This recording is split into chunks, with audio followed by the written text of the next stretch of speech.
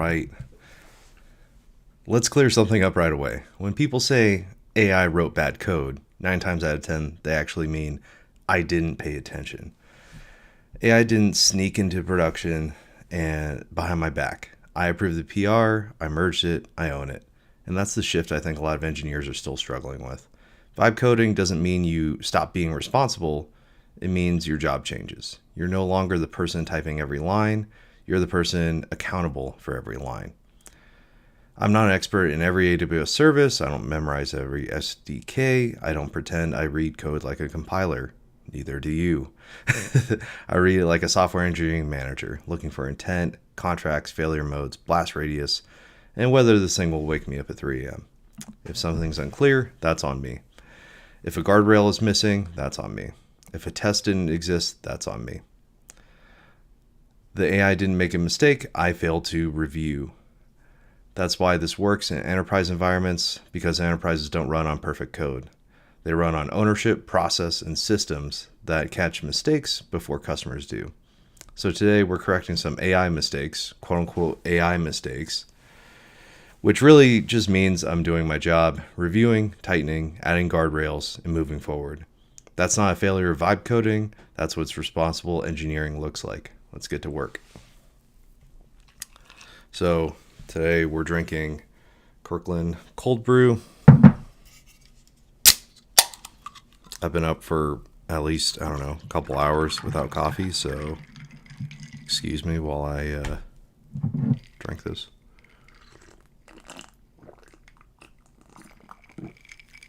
All right, cool. So new updates. We have a newsletter now, Enterprise Vibe Code. Let it rip. I'll do a long of this where I read this out and whatever and clip it up and send it out to you guys. TLDR, you just have to do it. You just have to let it rip.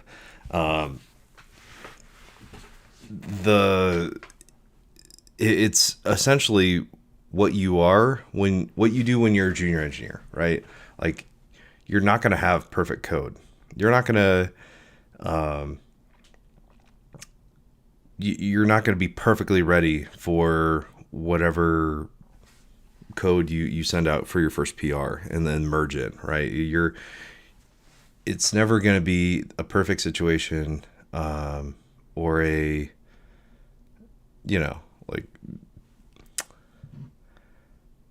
it's never going to be absolutely perfect, flawless, no errors, no bugs.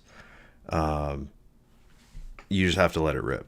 You just have to rip the Band-Aid off. And I kind of explain that a little bit more in here. Compare vibe coding to The Bear, the TV show. And yeah, you just have to get experience doing it. It's a process. It's the same thing as coding. It's just you're demoting yourself to junior vibe coder engineer, right? You're currently at whatever position you're at, right? You're a senior engineer, senior principal, staff, whatever, Galaxy Brain engineer, Galaxy Brain architect engineer. The people are very into their seniority and they settle into it and they don't want to risk looking dumb after a certain point, right? Because there's a lot of responsibility on your shoulders. You don't want to break prod, you don't want to lose customer data or introduce vulnerabilities or anything like that, right? So you just kind of have to start at the bottom and build your way back up to where you're at, right? So you have to make the smallest PR that you can, all with AI generated code. Maybe that's a 1-line change. Then you bump it up to 2 lines, and 10 lines, 100 lines. You scale it up. You size your bets. You figure out what the most appropriate size is at first, and then you increase your scale over time. You don't start with, I'm going to completely add a completely new feature that's thousands of lines that interacts with a bunch of our systems. You don't start there. You're kind of restarting at the bottom tier, the ground zero of like, you're starting off as a junior engineer in vibe coding. And that's an ego hit. That's something that does not sit well with a lot of senior engineers who are like, oh, I can do it quicker if I just sat down and did it myself and I just manually wrote the code. It's like, yeah, you could. And you could manually like write code in your language of choice versus a completely new language, right? But like at some point you have to learn a new language. The technology is going to change. You're going to have to learn something new, and you're not going to be as fast as at the new thing as you are with the old thing. And that's fine, right? And I kind of go into that in the newsletter of like learning culture versus performance culture, and how you kind of have to have both. You kind of have to have a sorry, I'm like scrolling through this a lot, and I'm not that you should be reading it right now or whatever, but like we should have a performance, both a learning culture and a performance culture. Like, I'm not saying we never do anything and we're always in learning mode, and we're like kind of we never do anything of value. But at the same time, like, we need to have a sandbox where it's safe to make mistakes. As long as we learn from them, we correct them, and we move on. And I think RCAs, blameless postmortems or whatever, that's our kind of standard template for dealing with issues that come up. And that it's easy to blame things on people. That's the very easy thing to do, but you don't keep any engineers. If you have a blame game, finger pointing match every time something goes wrong, right? So we need to invest in our systems. We need to invest in our CI/CD systems, our tests, our various levels of tests, unit integration, end-to-end, functional tests. Basically, we have to treat these AI agents as if they're junior engineers, and they don't know anything, because they are like they know how to create things in a very scoped down, very very tight way, but they have no sense of like they aren't the ones owning it, right? They, like, it's not doesn't have a sense of human like ownership. But you have to kind of invest in systems to make it successful. You have to invest in the guardrails, invest in like I use my hands like this to like talk about constraints in guardrails and things that push the agent in a direction to be successful, right? So you just have to be willing to suck a little bit for a while, right? Like this, it's the Jake the dog sucking at something. Dude sucking at something is the first step towards being sort of good at something, right? So we have to be okay with not being as fast on using agents to complete tasks. At least to start, like we're accelerating in the learning curve, right? We're in the takeoff phase. We're in this like deep part where it's like, if our ability to do the task regularly is like a line, and then we're like doing it with an agent is like a curve, right? At some point it's going to take off, right? I don't know where you can see in the camera. At some point it's going to intersect, right? And then the agents are going to take off. Versus having, I don't know, judging everything, always seeing AI agents or new technologies as like a instant positive ROI, right? This is a Alex Hormozy thing. Alex Hormozy, marketer guy, but also just like business, quote unquote guru, but like he has the goods to back it up. All of his content is excellent. One of his things is that any change you do to your business process is a 20% hit. It's a minus 20%. Any new thing that you do is already going to be 1/5 less effective than what you currently do.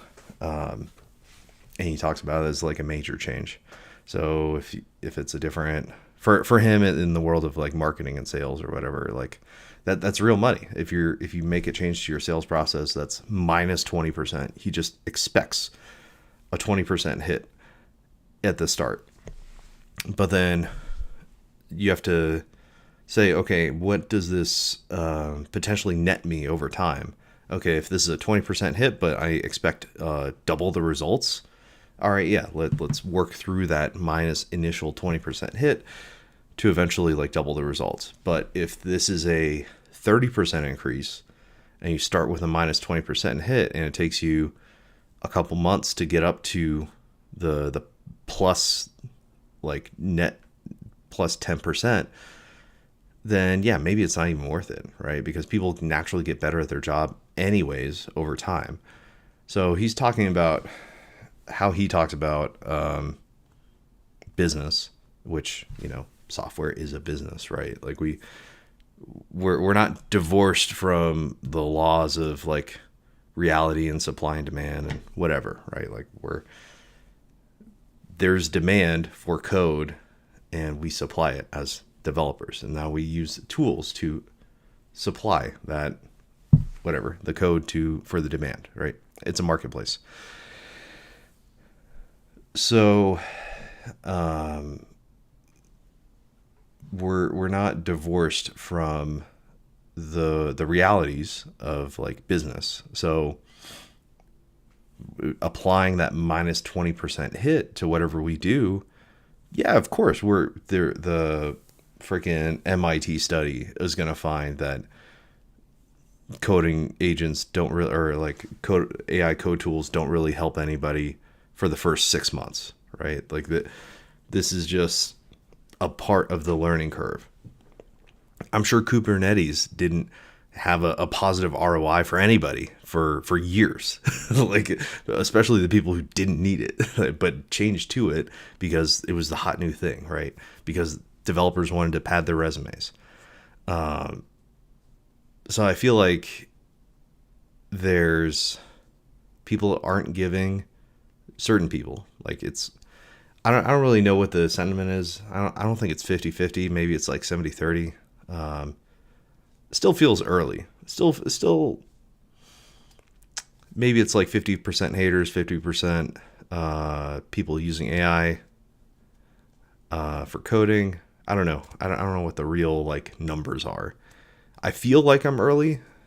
But at the same time, like I look around and a lot of my peers aren't as hot on it. I'm not as high on it as I am. So, I don't know. We'll see. Like I decided to start an entire like live stream project around this. So I don't know. We'll see. Anyways, that I just wanted to riff and rant a little bit. Let me see. Okay, cool. I was just looking at my stream, making sure it was working. Yeah, it looks like it's working. Cool. Anyways, so that was the little rant of the day. Hopefully I clip farmed enough. And yeah, so that's riff on newsletter. All right, cool. So we've got, all right, it's always cool to look at Claude. I need to freaking use this thing.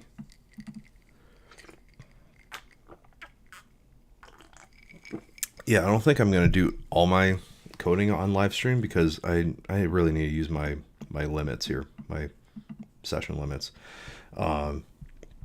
So yeah, I'll try to do live streams.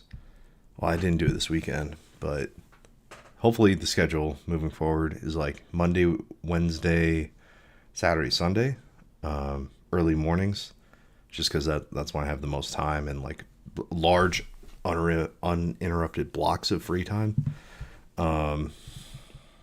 But yeah, let's check our spend. All right, yeah, GitHub, nothing. OpenAI, nobody's hacked me yet, hopefully. Augment, total spend. Oh. Am I logged in yet? Like it should. There should be some usage, right?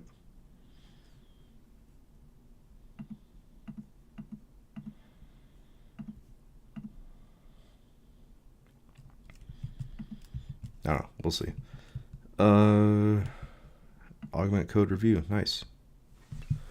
Sweet. How much is augment? 40,000. I guess I've only used 19,000, which is interesting. Oh, usage this. Oh, 10,000. Okay. So yeah, maybe I'll throw augment $20 a month, especially in combination with Claude. So the cool thing here is Augment has a MCP server, so I can use the Augment like indexing. What's special about Augment is that it indexes your code and does like some work up front so that you can like search it. And so that Claude doesn't have to go through and like grep a bunch of stuff. Augment kind of points, hey, this is where your Terraform lives, or hey, this is where your whatever Golang, whatever thing it is, like, oh, this is your server, this is your database. Here's where you query it. The AI agent queries the Augment index, and then it returns, hey, this is where this is at, and then the agent goes from there. Okay, cool. Let's sign in to AWS, and all right. So this is where we're at. I think we have a couple PRs up from last time, and okay, yeah, we don't need that anymore. Oh, okay. All right, 1 second, guys.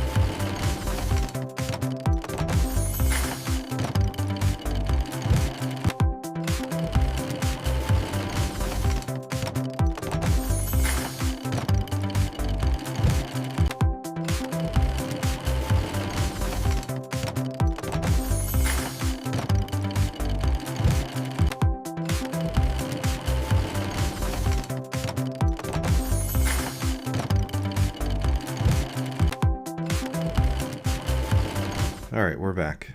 Sorry for the little delay there. Okay.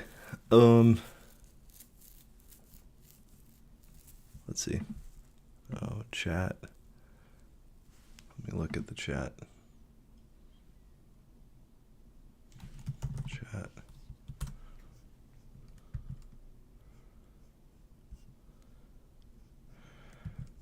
Okay.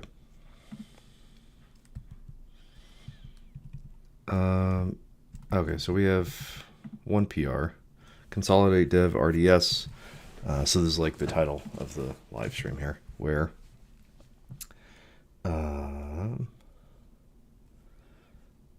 we had, actually, let me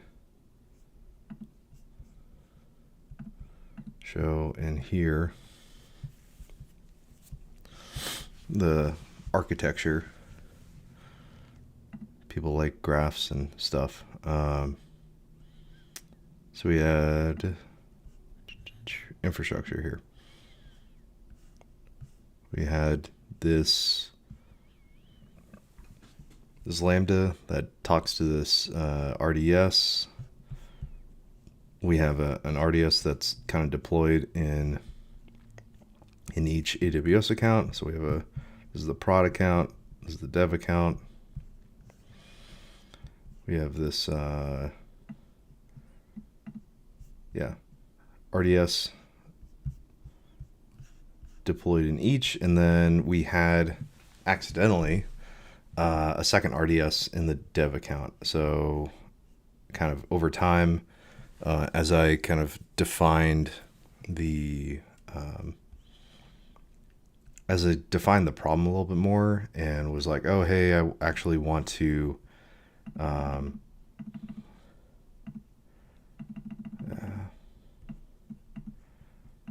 guess I'll do the regular Zoom. So in this AWS dev account, we accidentally had two RDS databases over time because I said, hey, like let's make a PR specific RDS database, and I wanted to deploy a new like PR stack or a new application stack, new Roxas stack every PR in the dev account. So over time that was like, oh, every PR had this RDS instance, and then it took like, I don't know, 15 minutes each time to deploy. So I was like, all right, let me cut that out. Let me make this PR RDS like a shared kind of infrastructure. So there's kind of two tiers to my Terraform, where it's like there's a shared Terraform that's kind of like applied first. So that's like the VPCs, this RDS, I don't know, secrets, like S3 bucket, I don't know, different things that are like, again, this is vibe coding. I'm not entirely sure what's in there. Like we can look, but I don't know if it would help. Basically things that like don't change over time. So let's say Terraform.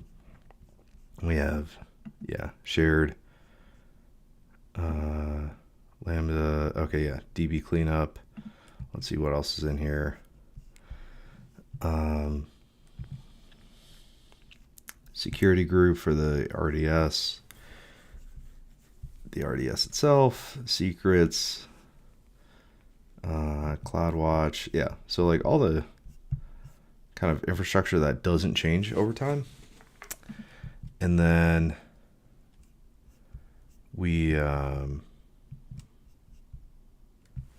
so we deploy that first, but like that has to be there, and then we can deploy our Lambda and kind of like our application that relies on that shared infrastructure. So like service, so our different IAM role for the Lambda, Lambda basic, Lambda VPC, Lambda function, CloudWatch, API gateway. Yeah, so all that stuff. Again, this is vibe coding. I'm not super up on all the details, and intentionally not very into the details. Okay, so right here, okay, yeah, so we're gonna delete the shared RDS. Was creating Roxas shared PR RDS delete. Backend state PR cleanup dev to use Roxas dev cleanup lambda instead of remove. So yeah, we were cleaning up kind of this second instance. So I think if we were looking at this Terraform, like this is what's currently in main. So I think there's shared RDS and then shared. I think shared has all the like RDS shared is what we want to go with, and then shared RDS was kind of that oopsies kind of second database that cropped up that we don't need anymore. So let's see, we've got files changed, cleanup dev. It's just deleting a bunch of the stuff, which is great. Cool. Let's. Oh, auto update failed. Claude Doctor.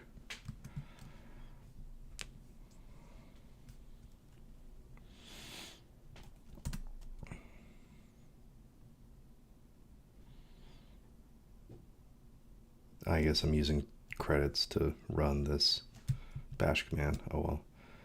Okay. Let's tell this.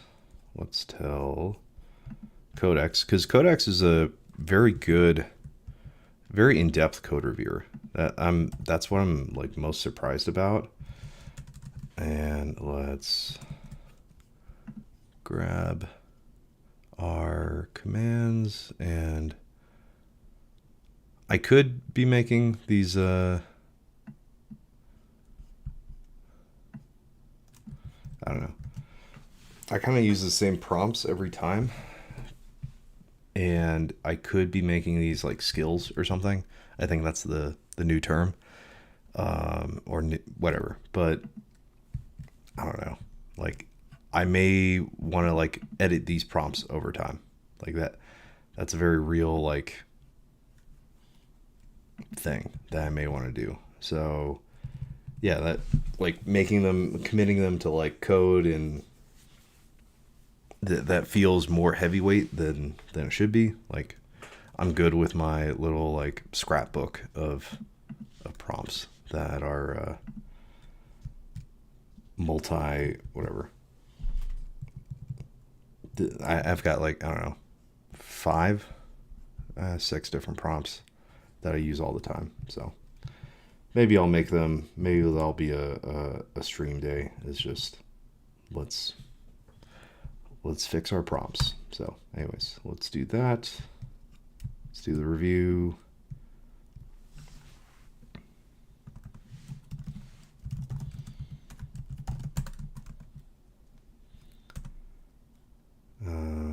Brew, upgrade, Claude.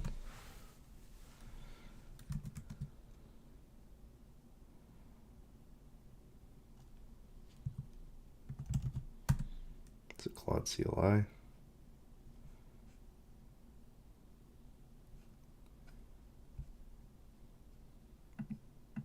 Cache room, Claude code.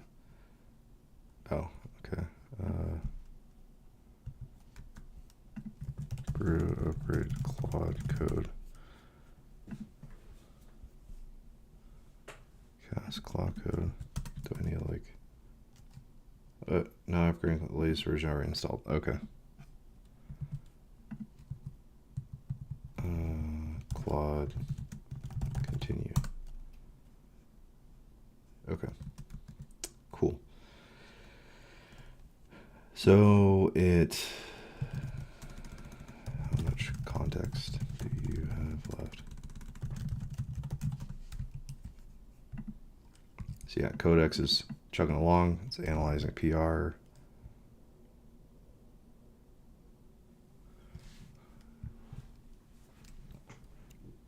Exact context. Oh. Okay. let's just start off with a new context window.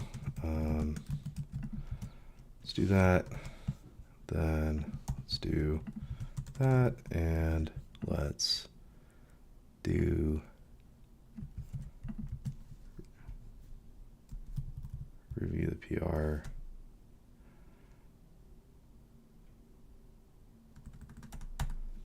Let's have Claude review its own PR. And then, yeah. So yeah, Codex is very thorough. So it looked at the GitHub diff, and then it's gathering context, analyze code changes, and then, oh yeah.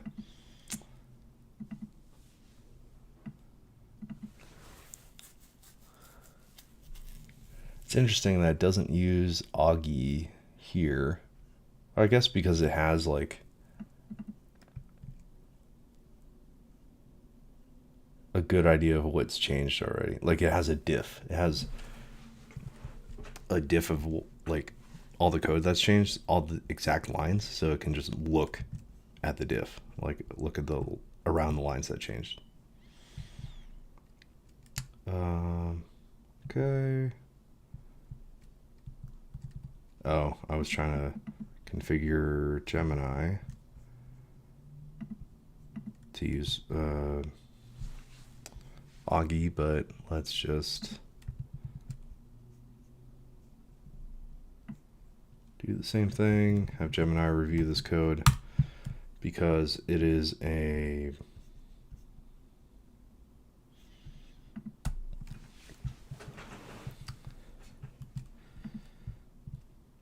it's an important PR. Like, yeah, we're doing minus 963 lines of code here, so it's important that we review this, make sure it all works.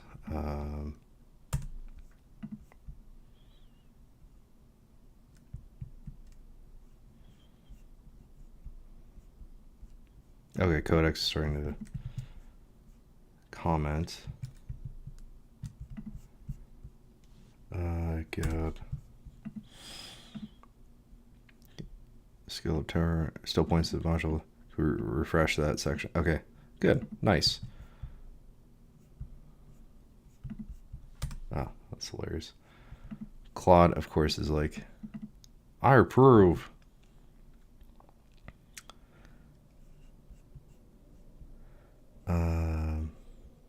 Codex.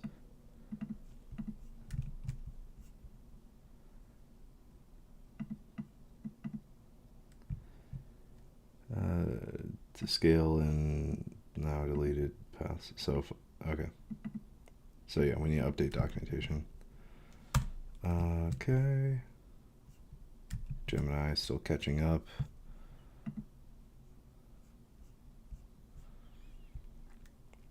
Line comment, drop. Okay, so Claude says the same thing. Okay, cool. Let's see what Gemini says. But yeah, I feel like code review agents, like specific code review agents, yeah, they may be good at their particular job. And they may have like certain prompts or certain things that differentiates them. Of course, there's teams and entire companies of people working on these code review agents, so I'm sure they're good. But you can just have your agent that you pay for already review your code, and I'm sure it's like just as good. So let's see. And I think it's important to it is important moving forward for us to use multiple agents, like multiple different agents and models. Just like, so reviewing this all from a software engineering perspective. We just need to map every software engineering concept onto what's happening with AI agents. So we don't just hire one person, right? We don't just like, every company doesn't just sit around and wait. I just want to hire the best developer. I'll wait until the best developer is available. That doesn't happen, right? Because there's thousands of companies, and the best developer is kind of like subjective. But also, even if there was like the number one person, is like, you're gonna sit and wait for that person. You're gonna sit until they're available. Like, what if somebody pays them so much money that they're never available, right? So, or like that the best person no longer is the best person, and somebody else is now the best person, right? Like, what if the best people keep leapfrogging each other? Are you just gonna kind of thrash and fire the old best person, then hire the new best person? See how this kind of like doesn't work, right? So, and it makes sense to have teams of people who have different perspectives and are trained in different ways, who see the world differently, who are shaped, molded differently, who have different approaches. See where I'm going here? So, okay. So did this review the PR? Did Gemini? Please post comments to PR. So I think I'm just thinking in like a maxed out scenario, somebody with unlimited resources is just going to buy all of them, right? It's just going to pay the,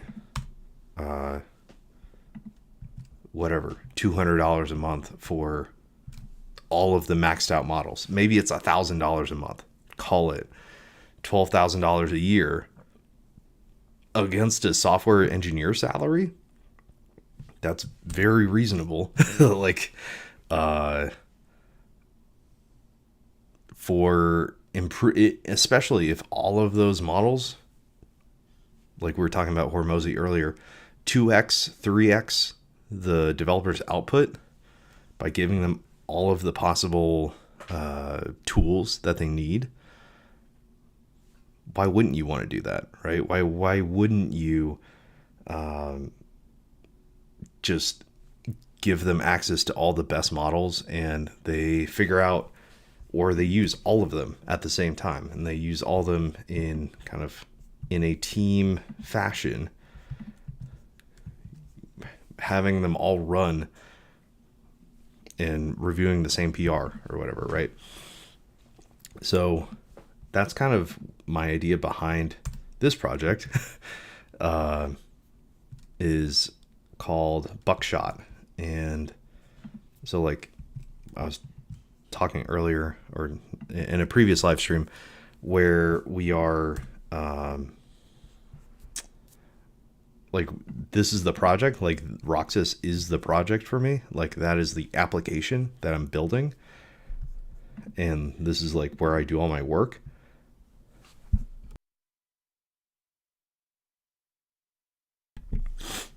Sorry. So I was saying, I think in a previous live stream, that Roxas is the application that I'm building. This is the thing that I want to like create. And this is where I'm doing all the work. But at the same time, I have ideas for how to improve the process. So then I start another project. I start another tooling project called Buckshot here. And Buckshot, you'll see it, whatever, interspersed. I don't actually have like a working version yet. But the idea is that we want to orchestrate all these different agents together somehow. Like, we can't just rely, or we don't want to just rely on Claude Code.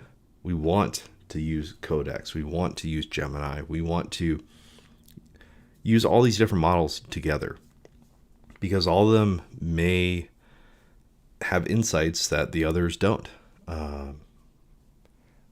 or approach things in a slightly different way, because all their weights are like different, right? Like the internals of how they like their, if we just think of like the neural nets, right? The different like autocomplete tokens are arranged in a different way, however it works, right? Like it parses all these lines of code differently, and it may come away with a different impression. So we want all of these.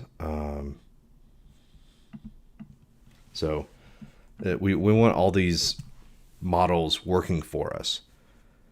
And yeah, we'll parallelize within one model. Like we tell or one agent, tell Claude Code, hey, like whatever, fan these tasks out. Like here, I'm fanning out here in this next prompt. So I stole this kind of land the plane command from Steve Yegi, where it like kind of wraps things up and using beads, and then it outputs this like recommended next prompt. So I can say kill, redo Claude, and then kind of feed it this command, and it'll go. It'll run on its own, and it'll like pick up where we left off. Okay, so we've got all the comments on the PR now. We've got three different perspectives on comments. So Codex commented, Claude commented, minor suggestion. So it's the same thing. So Gemini.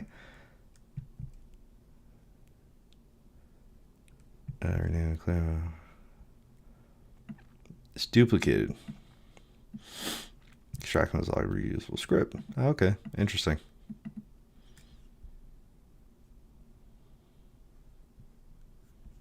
Just conditional on.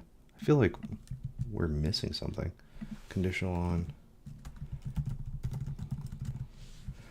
Oh, huh. Like it cut off after a certain point, which is weird.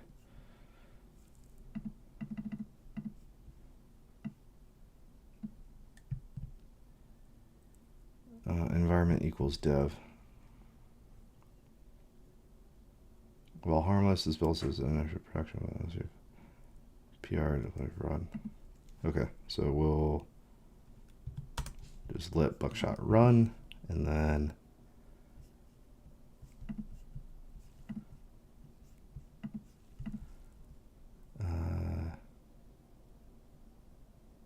okay, and okay, so it, I think it parsed out the kind of the tick marks here, like the code specific things, out of, I don't know, abundance of caution, I guess.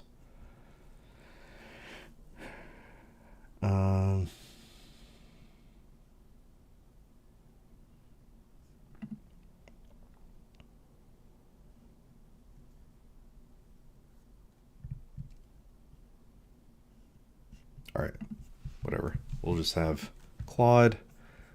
I'll tell it to address PR comments. And basically some secret sauce here is that it can choose, hey, this comment is either good, or like I want to address this comment now, or I'll create a bead, I'll create an issue for it later and kick it out. So there isn't like so all these tokens that I'm burning to do all these PR reviews, like we're not going to waste them, because we're capturing what needs to be done in beads, and then at the very minimum capture what needs to be done. If not, it's going to do the thing right now.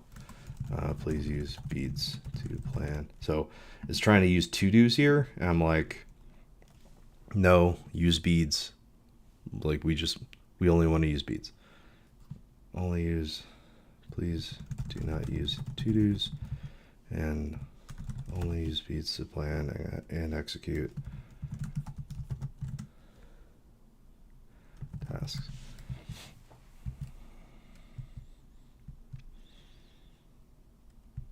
clear the two is using beads only. Okay, cool. So yeah, it's not perfect. Like, even though I said, hey, read agents.md, and I read agents.md,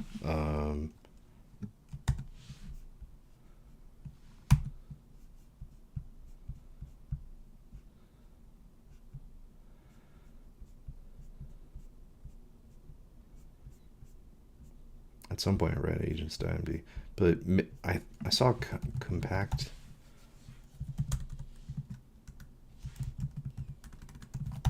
Compact? No, I don't know. Oh, we'll see. So let's. All right, so it's updating the README. Cool. So yeah, that's why I don't like a bunch of documents sitting around.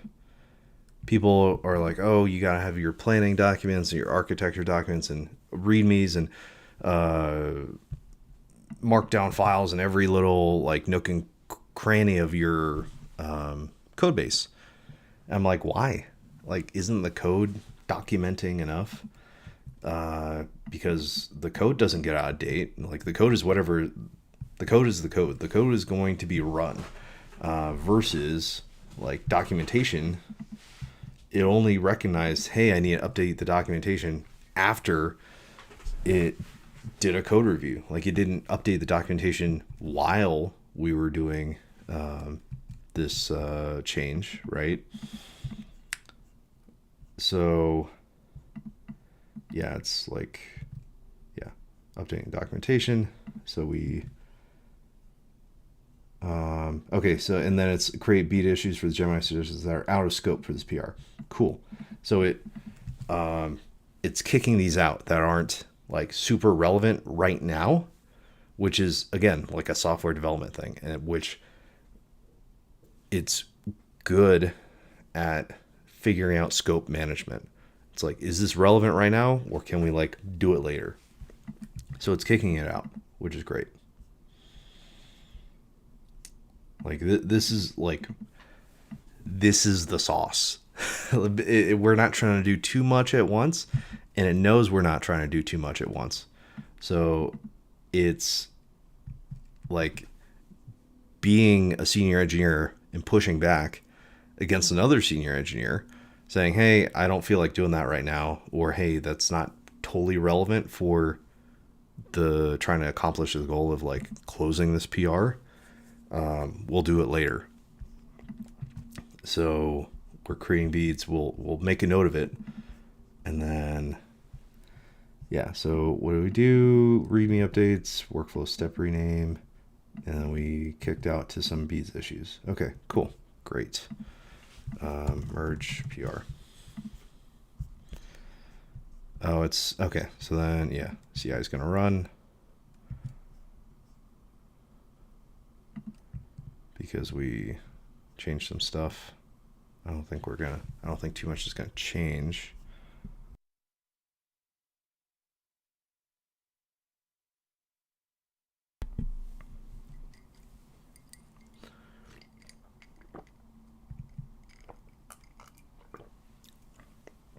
We're running our browser end-to-end tests here. Browser end-to-end tests.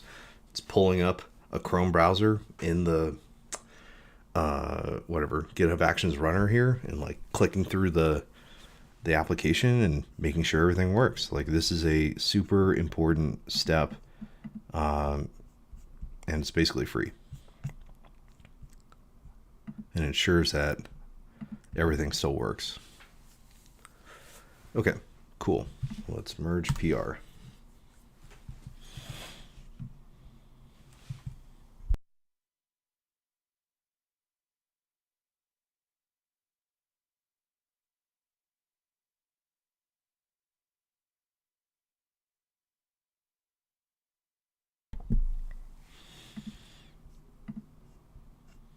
Okay, so now, all right, so this is still, so Buckshot is still running. What's the background task? Go test. Okay, interesting.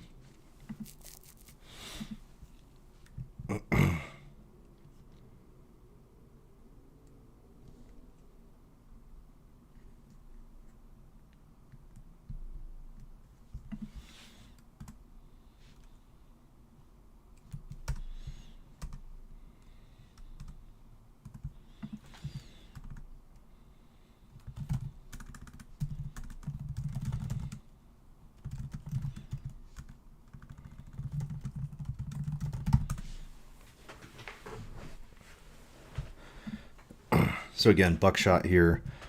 The tests involve trying to call out to these different agents.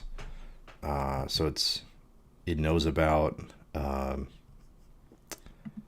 Claude, Codex, Gemini, all these different things. Test pass, verify build and lint. Cool. Great. Do we have a linter in Roxas? I don't know. Lint. I guess so. Go format equivalent. CI. Because I know there's like a Go CI or something like that. Like normal. Go mod. Okay. But then buckshot. Yeah, go mod, go so, yeah. Okay, cool, whatever.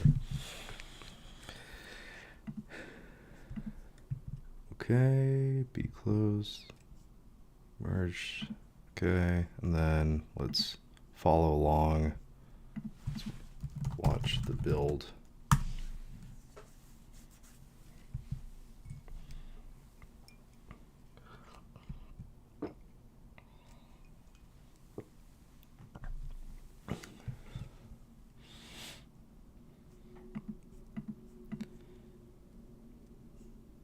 Okay, so buckshot. So Roxas is watching the CI/CD that's running right now. GitHub Actions, deploying the infrastructure, building, clean up Lambda and stuff. Okay, cool. And then buckshot, we are. So, okay, yeah. So I'm trying to just like watch buckshot's progress over time because it's just kind of calls these different agents and doesn't show anything until it returns, which is kind of, I want to see the progress. So it's implementing some kind of like output stream stuff here. Implementing green features, all tests passed, work trees, branch cleaned up. Okay, continue.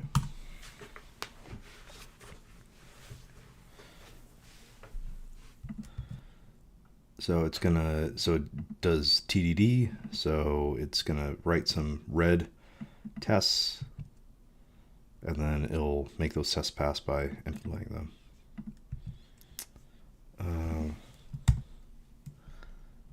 So it's, okay, this is watching.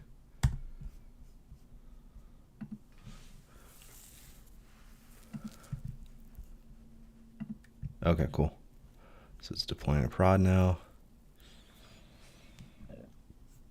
Cool, deploy to prod. Great.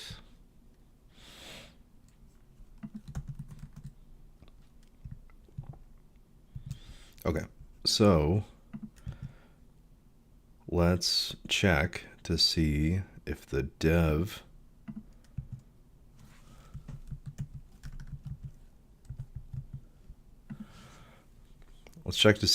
account is getting cleaned up.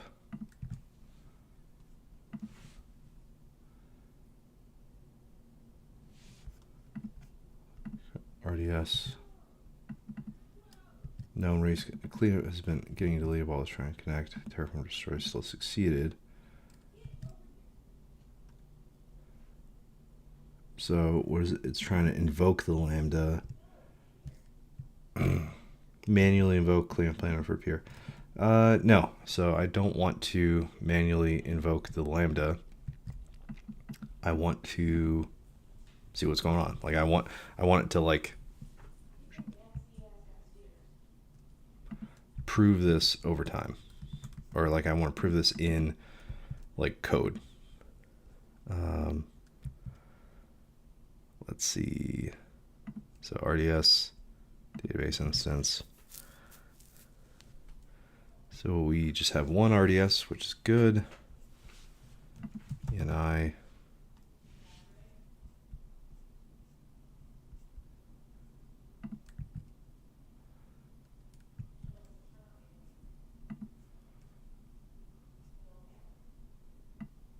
Oh, okay.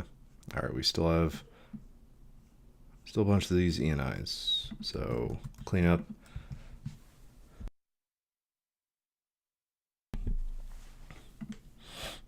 All right, so yeah, the cleanup function.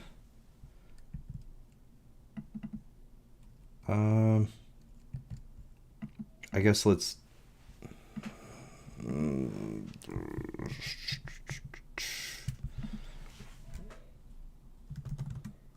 What changes do we need to make to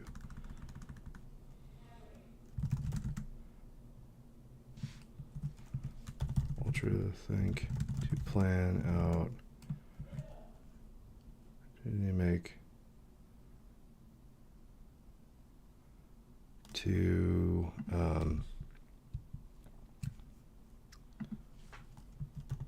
successfully clean up and avoid conditions? Okay. And I'll be right back.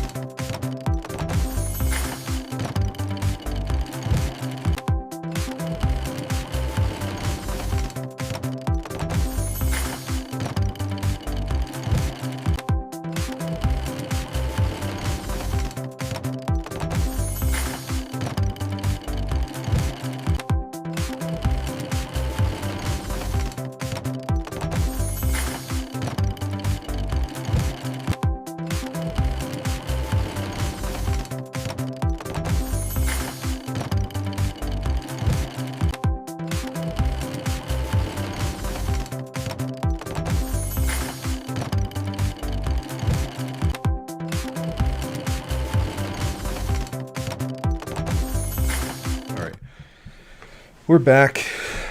Just, yeah, had a cat,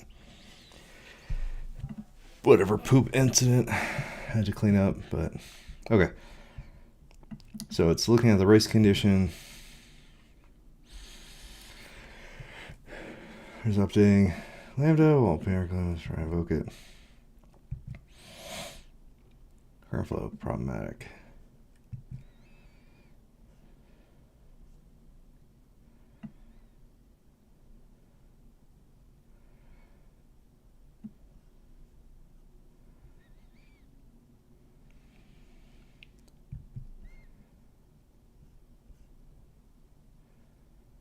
Void race condition.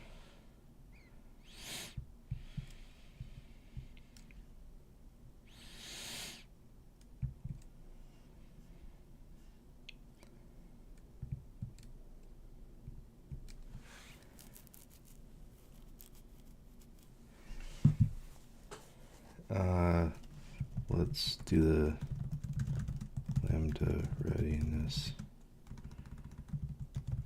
check.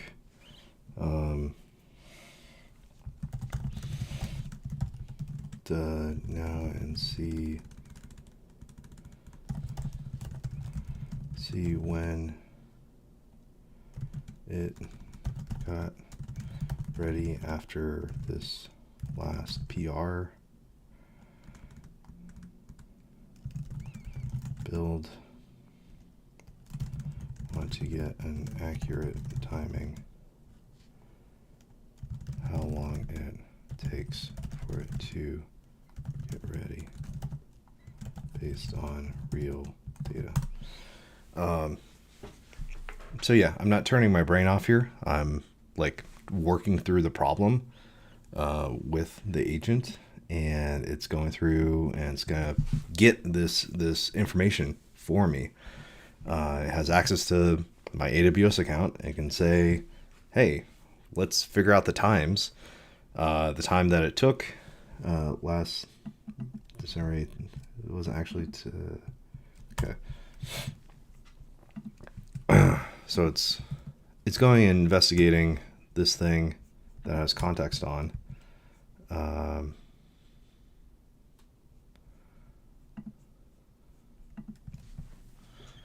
For me, and it's gonna go and figure out the problem.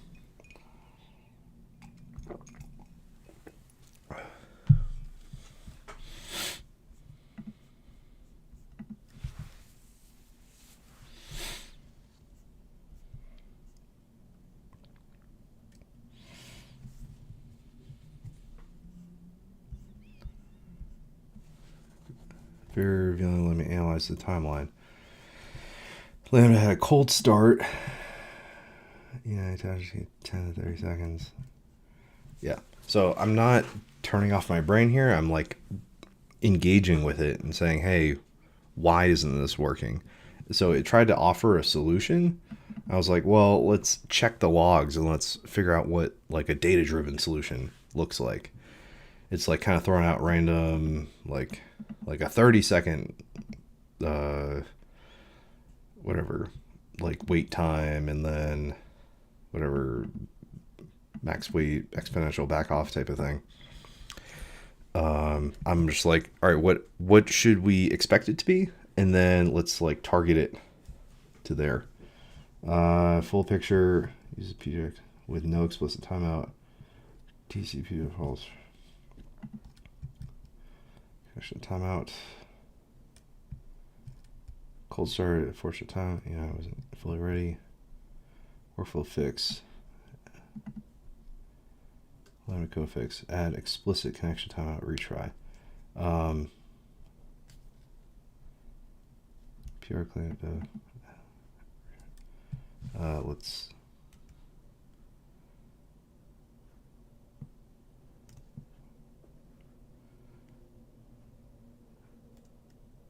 Yeah, let's do one.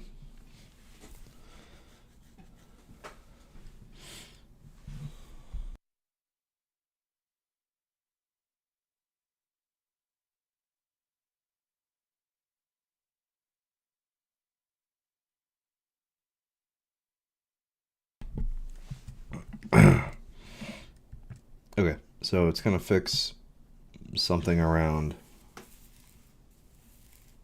add lambda readiness check plus retry on connection timeout. Before invoking, wait for lambda to be warm. Retry if we get connection timeout. Transient VPC cold start issue. Okay. Cool. Yeah, again, like I'm not...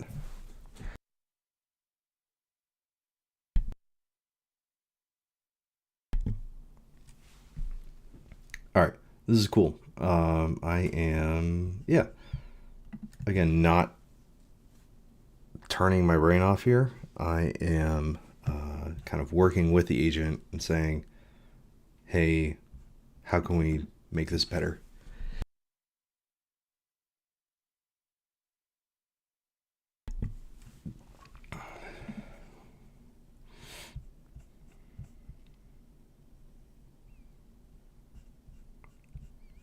So, yeah, all this stuff, like, yes, I'm not like getting the, I'm not creating application code here. Like, I'm all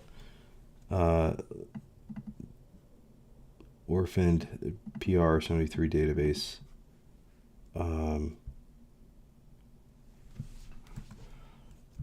Do orphaned databases get cleaned up by other PR cleanups?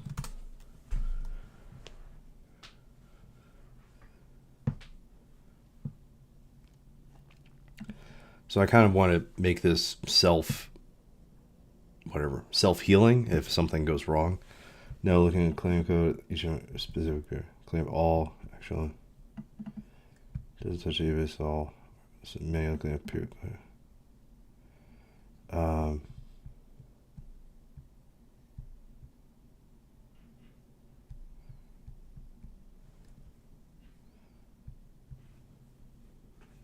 For that specific PR, it doesn't touch databases at all. Okay.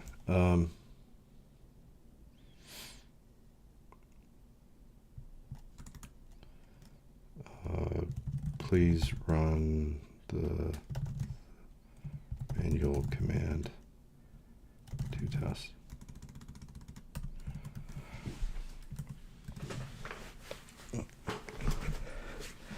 So I'm going to have it run this lambda and kind of, we can watch it. So Roxas dev cleanup, it's going to hit. Okay, so this is PR 74. So this is it's getting deployed as a PR. So it's going to run this cleanup and then it's going to, let's see. Well, I can't really look at the database because it's like not there. But like, yeah, let's do it.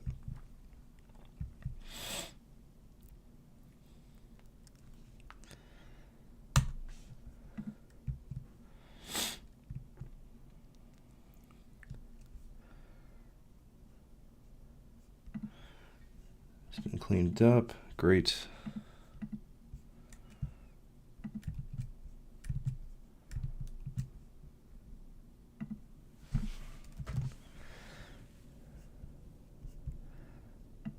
I'm waiting for these ENIs to get cleaned up. This is my series arc because we want to, know exactly what we're changing. I guess why I'm so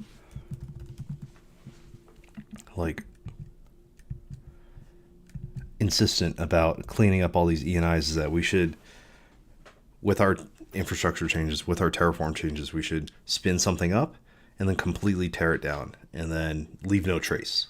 It's kind of, like the outdoor wilderness type of thing where it's like you don't want to leave a trace that something happened here, and then we're leaving 59 traces that something's happened. So we want to be able to clean it up over time. Let's see. PR.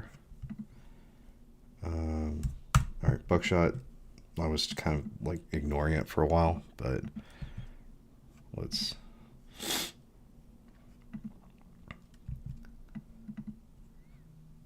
figuring out the log streaming stuff. Fix VPC Lambda cold start race condition. So it is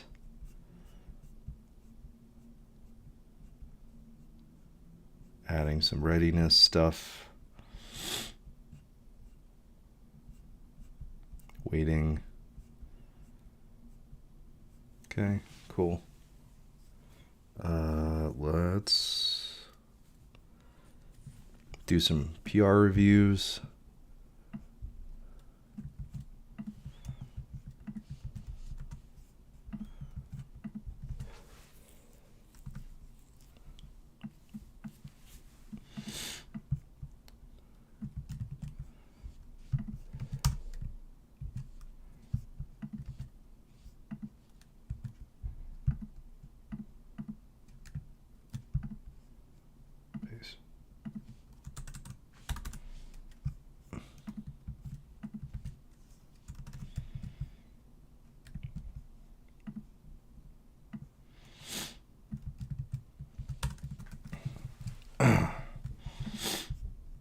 So yeah, this is the part where I'm like, I just want to say buckshot review and have all of the agents that have access to like review this PR. Like I don't want to have to like tab through all these different things.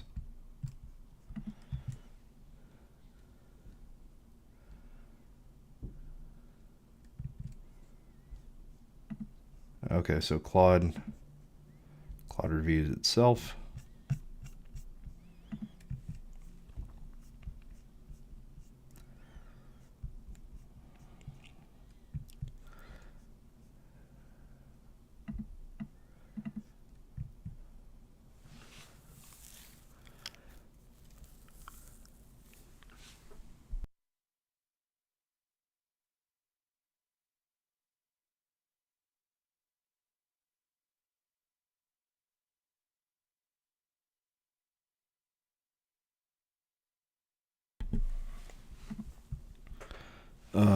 Is duplicating both steps or tracked by refactoring lambda retry logic in a reusable script. Okay.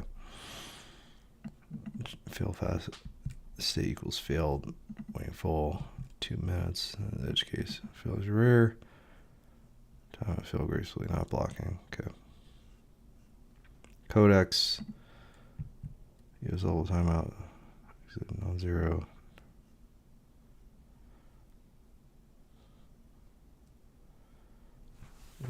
I never expect the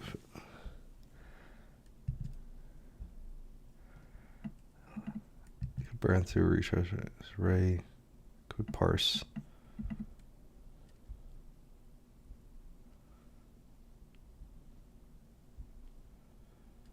So transient longer back off. Okay. Cool. Codex thinking differently. Let's see what.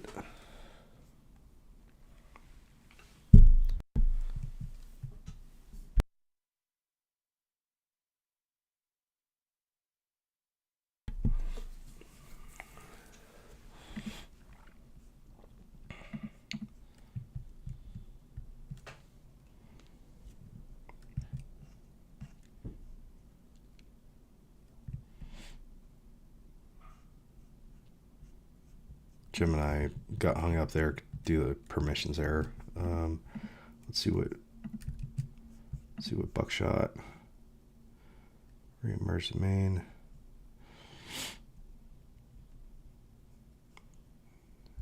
Rare. Show me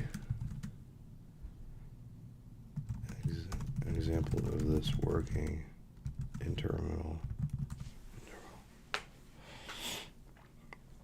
So I want to see like the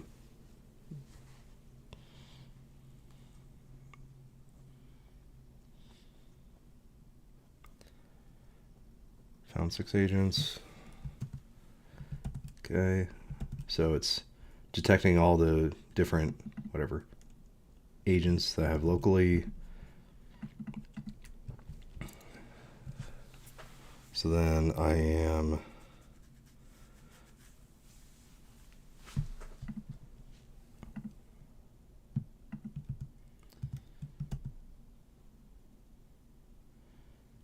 a simple example of the stream flag.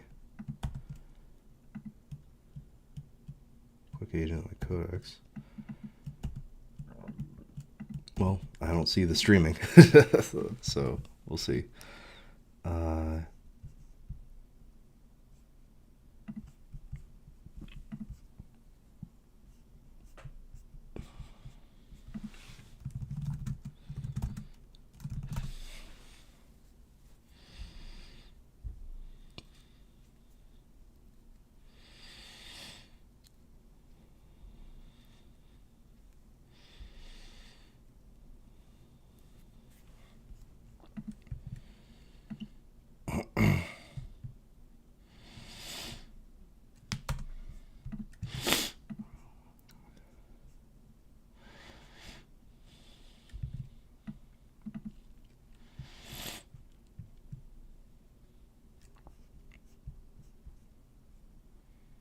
Cool, yeah. So it's like, hey, are you sure?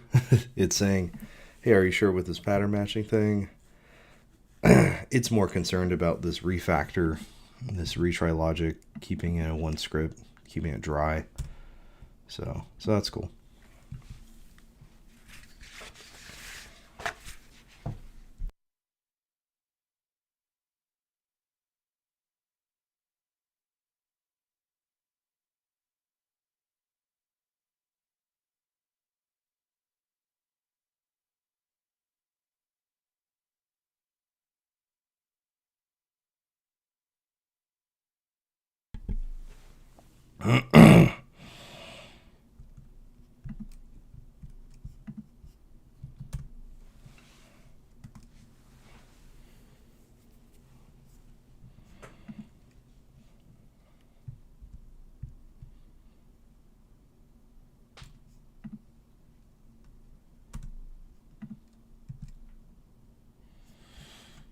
All right, so it's high impact.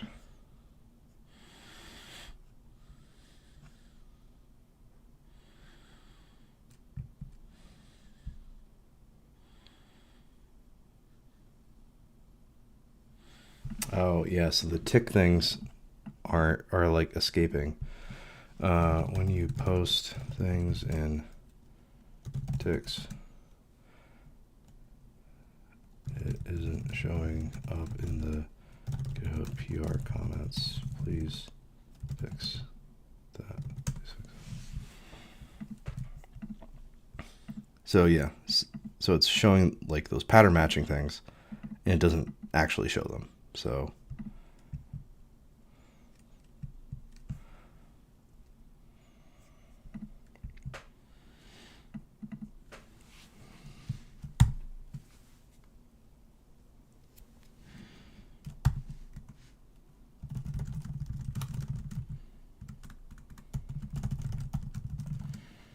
please.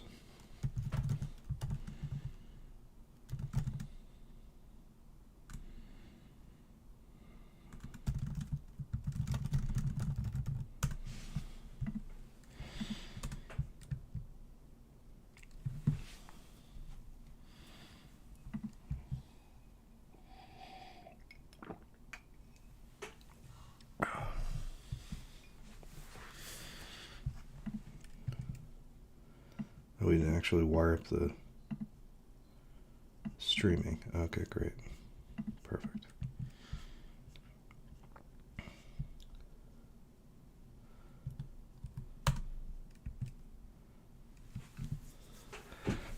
All right, so it's going to fix itself by deleting its previous comments.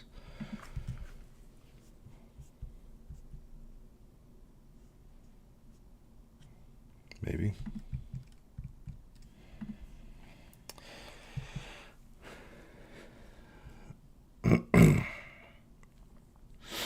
Flag exists, but isn't wired to one-shot stream. Let me fix that. Okay. All right. So it's figuring out how to do its streaming thing. Shell awaiting input. Focus shell.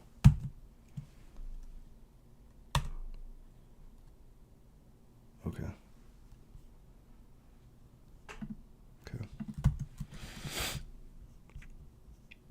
So yeah, so it deleted its bad comments, which is good.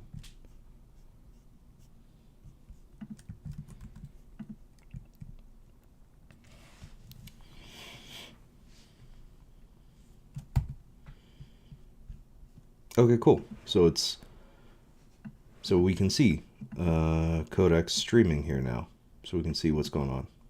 Nice.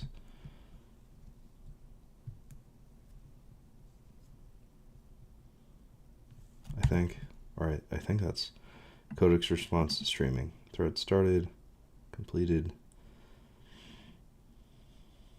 Yeah, cool, great.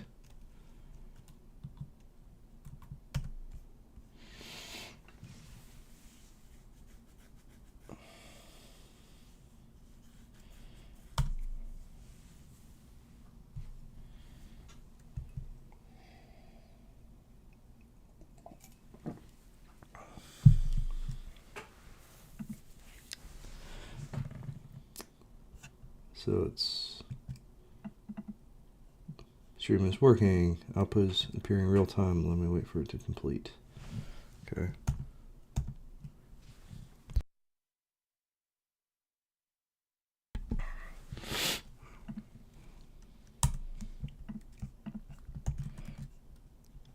Okay.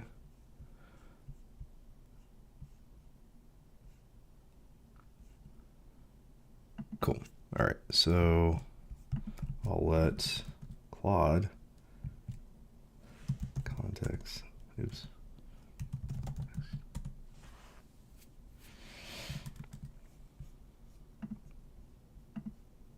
Address PR comments.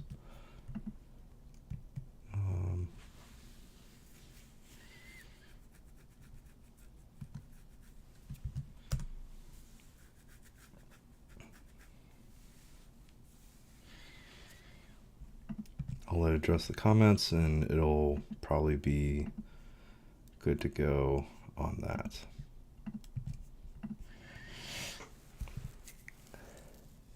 Test stream on this codecs, waiting for task.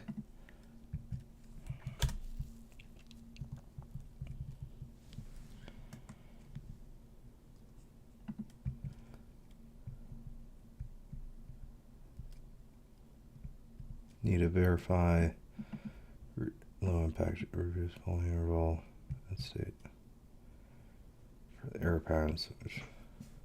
So it's okay, cool. Fail fast lambda. Cool. So it's addressing each comment in turn here. This is very cool. So it's saying, oh, hey, I already have that. It's duplicating this issue.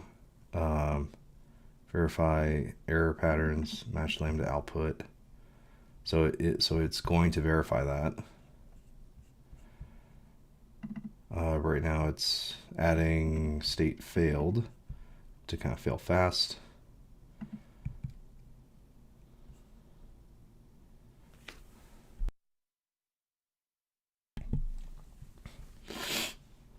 The error patterns are correct. The actual error contains both timeout and timed out. Okay, cool. Great. So yeah, it actually went to the AWS logs and was like, all right, that's the actual error. So cool. Perfect.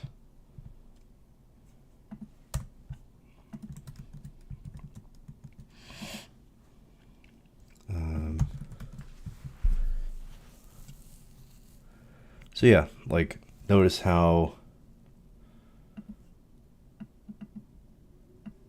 like Gemini caught some things that Claude Code didn't, right? Like this verified the patterns just to make sure that that worked. That was the same. And then yeah, like review your code. Like My overall point here is that we should use the same software development patterns, software engineering principles, DevOps, Agile, whatever you want to call it. However you would work as a team in a team setting, you need to apply those same principles to working with agents. So whether you're working on a plan with your agents and you're planning out the work and you're splitting it up and you're like really trying to understand the problem and like kind of planning out as much as possible, breaking down these big like high level things. You're saying, oh, I want to do X, and then all right, let's do break it down to ABC, and then maybe each ABC needs to be broken down into A1, A2, A3, B1, B2, B3, right? We need to kind of take, people say agents can't handle complex changes or whatever. It's like, well, what is a complex change, right? What, just a bunch of small changes. Like, so you're telling me that there's one line of code that is so complex that an agent can't handle it, right? Like, is that what we're saying here? That if you're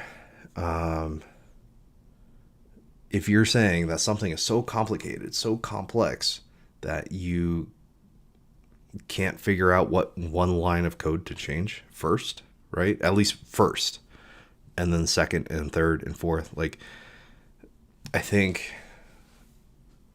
so one part of that is context. And I think Augie fixes that. All right, let's merge PR. And we'll watch build. So I think Augment, with its code indexing, kind of fixes the context window, like loading all of the relevant information in the context window. It creates this index of all the code in your code base, and like the agent can like search for the code. I think that may fix some things, but the actually I also should use Augie in here. But like, I don't know how much like overkill it is to use like multiple, because we like usually with like software development, like PRs, it's usually like one approval, right? Like what, like you maybe one, maybe two. Like I'm asking for 3 reviews here, adding another one. I don't know how much more I'm gonna get out of that, but with Buckshot, that's kind of the goal with Buckshot is like, be able to just write once and just be like, hey, review this PR, and it sends it out to all the different agents, so I don't have to like, and it like monitors what the agents are doing and like gives them permissions and whatnot, right? So anyways, so it's watching,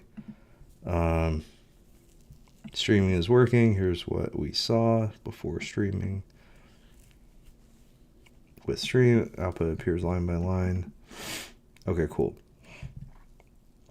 Here's just slow because measuring large speed streaming itself works. Okay, great. Buckshot.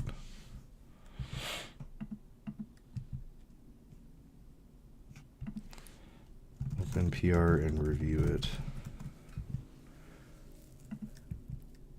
Prod deployment successful. PR cleanup also succeeded. Great. Lambda readiness check worked correctly this time. Cool.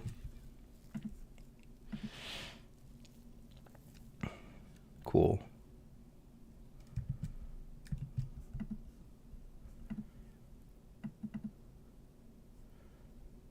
Sweet. Defeat. Context also all I come back. Okay. Claude.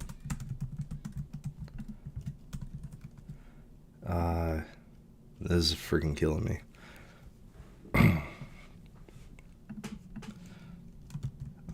have 59 ENIs in my dev AWS account. I thought we had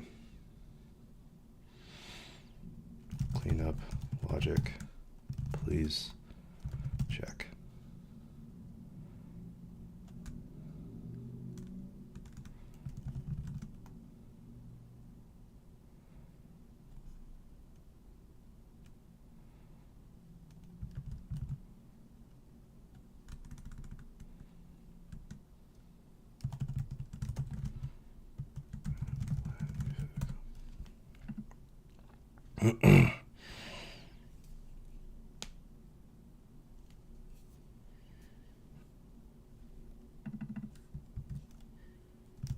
Please fix.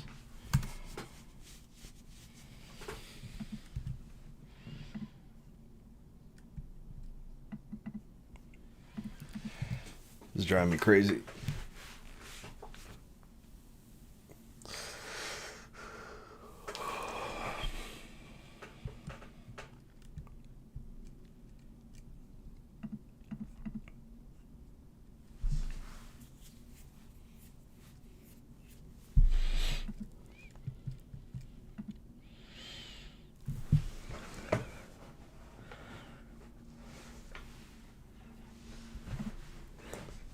Test what? Simulate the filter.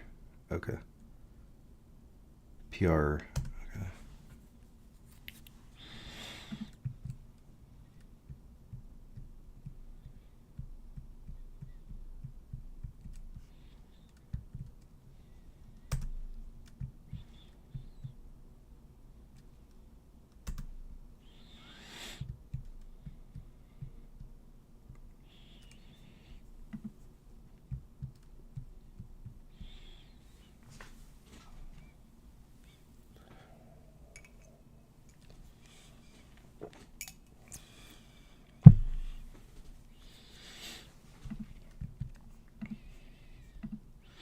Found the issue. Let me check and clean this out. Look for scheduled change. Clean up.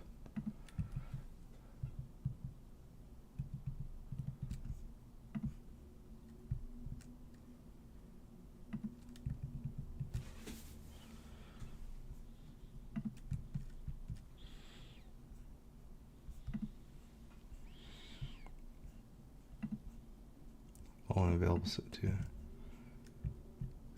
PR66.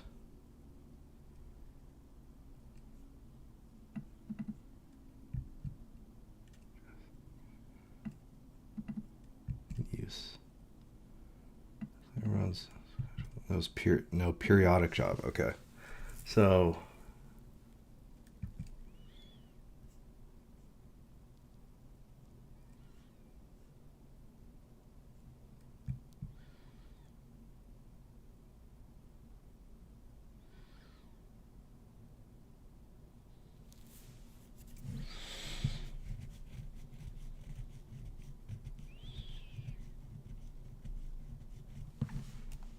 please plan with beads and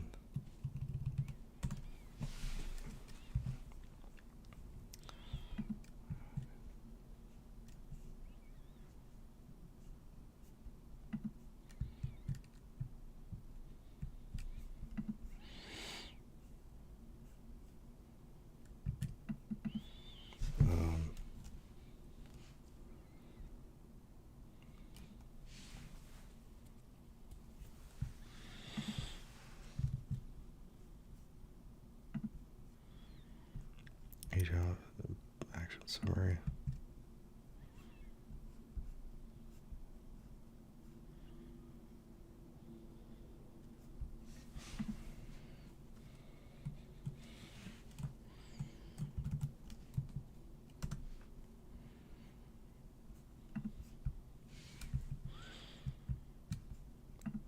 Sweet.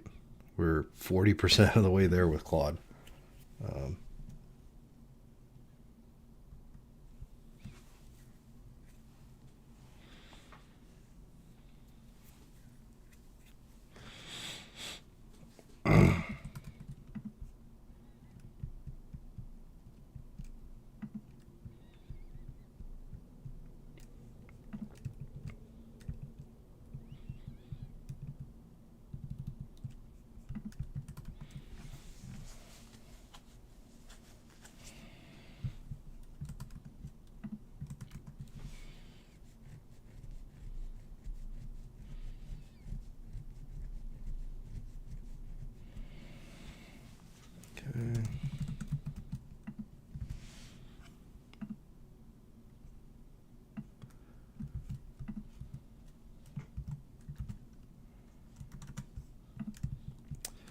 Since this is a tool, Buckshot's like a, I don't know, like a side project.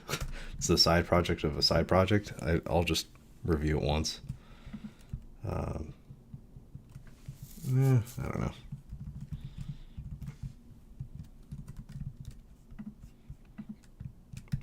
But it is like a thing that I really want to work. Oh, okay.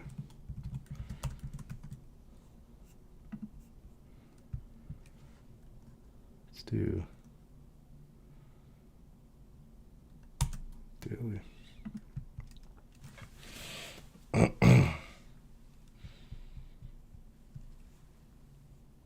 And I have yet another one where it's like, this is my agents.md.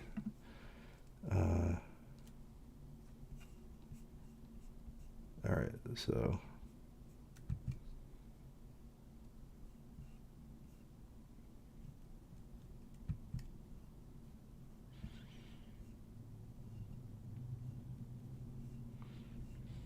files to modify.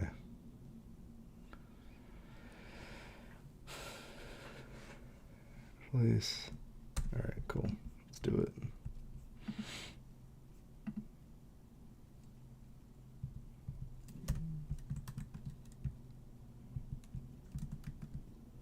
So it's reviewing itself.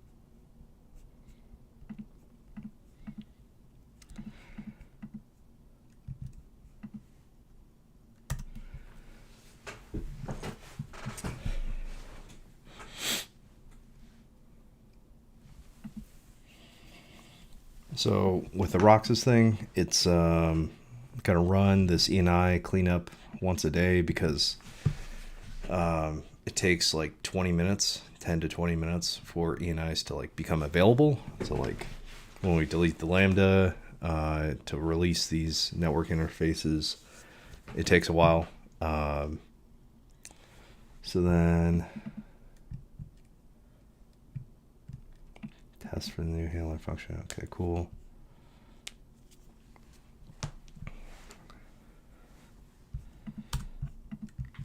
So it's going to have, it's going to run once a day and like clean up all the ENIs. So hopefully we don't have this ridiculous amount again. Let me check prod, see what.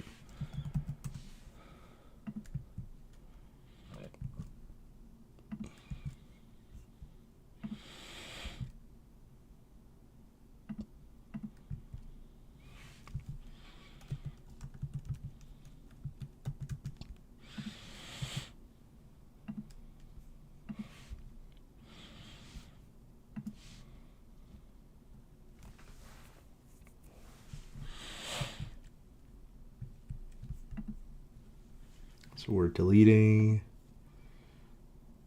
I think just the binary. Yeah.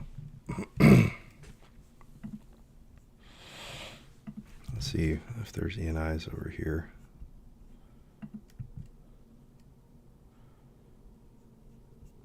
They need to be cleaned up. This sounds like an appropriate amount. A normal number of ENIs, maybe 5. That might make sense. The NAT gateway, Lambda, RDS. Yeah. So Lambda, there's 2 for each availability zone. NAT gateway. And there's 2 for the NAT gateway. Okay, maybe there's one that needs to be cleaned up here. Oh, static, ephemeral. Okay. All right. Yeah, that prod seems to be okay. To prevent future accumulation. Run one-time cleanup. Okay.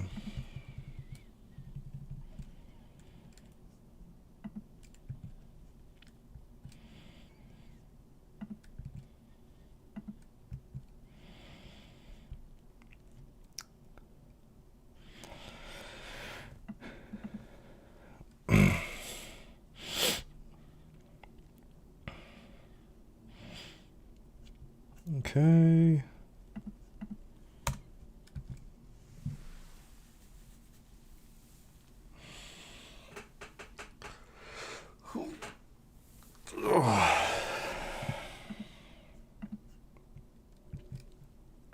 Oh, nice. This is cool. Codex calling Augie. I don't think I've seen that. Okay, so it's commenting. This is Buckshot trying to comment. Commenting on Buckshot's streaming thing, which is good. All right, let's review the code. Oops.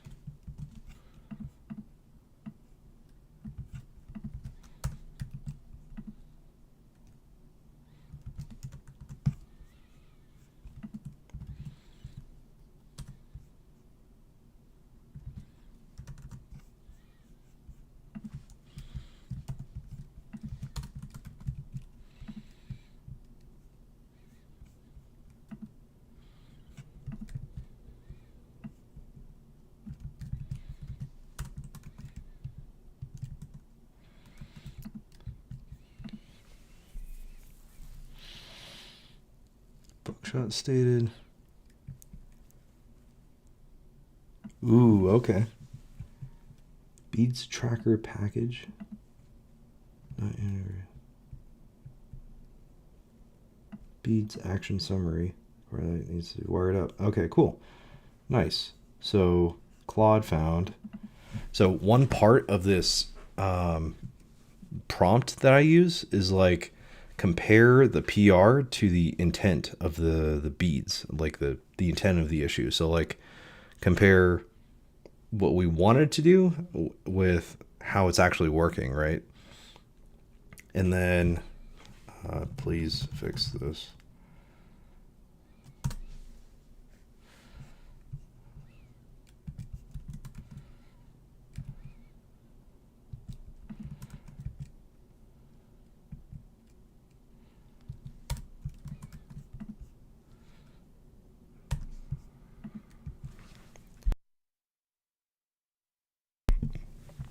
So see how like I'm using two agents now, right? Like it's a little bit faster pace. Like things are happening. Like we're moving. Like we're freaking jamming here, right? So we're using up the Claude session, which is good. I like to use up the session. You just have to pay attention a little bit more. Like we're cooking here. So we're juggling two. We could probably show PR. Looking at the agents. So for clarification's sake, I've got two different like tooling repos and like one actual like application repo. So I think this kind of shows that the tooling is kind of the main thing here, right? Like where tooling is the, I don't know, like I could do more parallel work on Roxas of like spanning or fanning out things, but like I want to improve the tooling first, and then the tooling will give more leverage on the real project over time. Okay. Please review.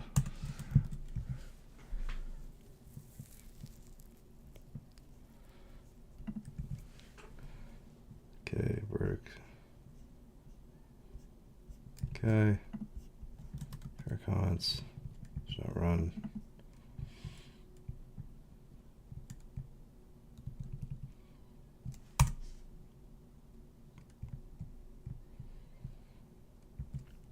got three different things going. Let me like start to address PR comments.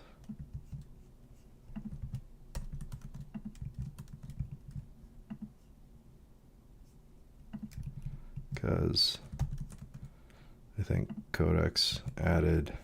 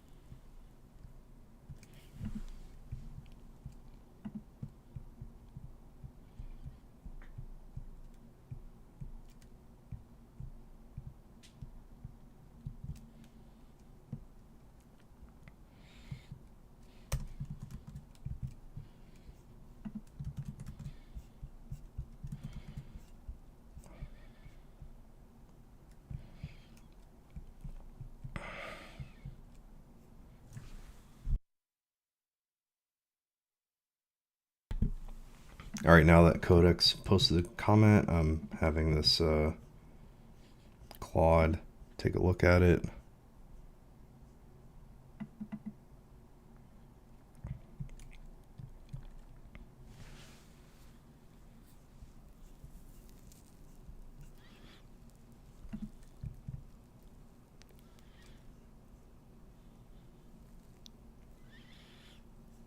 So like, yeah, it's saying pagination, Enei cleaner doesn't paginate. So Codex gave it like so it's addressing.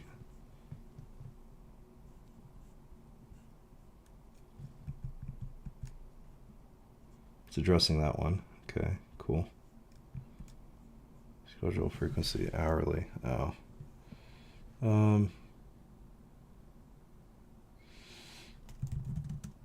Please just run daily. Just run daily.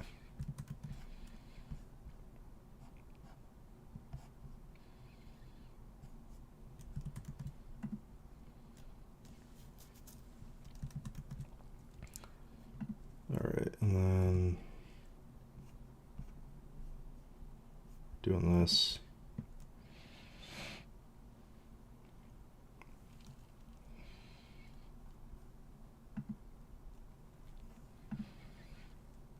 Okay, cool, great.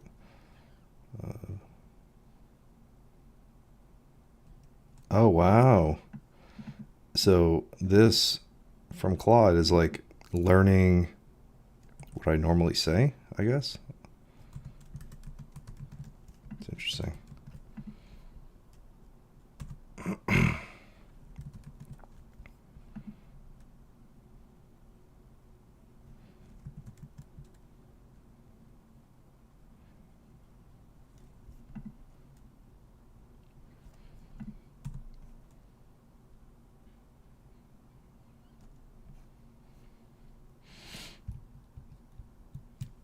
So notice how like most of this time isn't spent on implementation. Like I think most of your time is going to be on invested up front in planning. You do some implementation and then at the end with the code review. I think really like this whole process of planning, like really stacking the process with using as many agents as you can with planning, covering all the different perspectives with the plan. And then now you do the implementation with one agent, with whatever your preferred agent is, I guess Claude for me. And then you really stack the review process. And of course the implementation is TDD. So it's like test driven development. So you have, it's writing the tests, failing them first, and then adding the implementation afterwards to turn them green. So then you stack the review portion, review phase with as many agents as you can to like get all the different perspectives and understand what's going on. So, okay, cool. Now I'm trying to use Buckshot.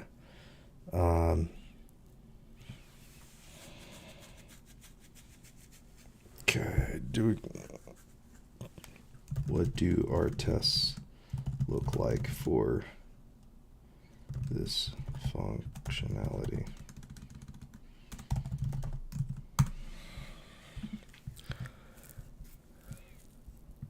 Okay, please merge. All right, and then create this PR, please.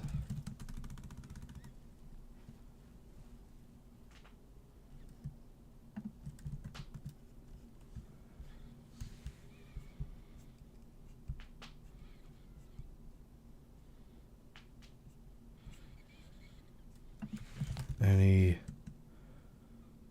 GitHub actions that we should run on PRs? Okay, so I asked the Buckshot for tests.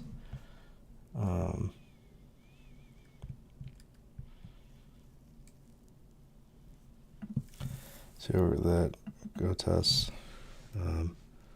Please do that.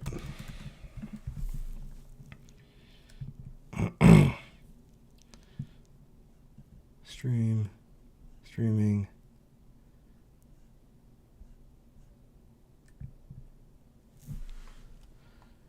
Please add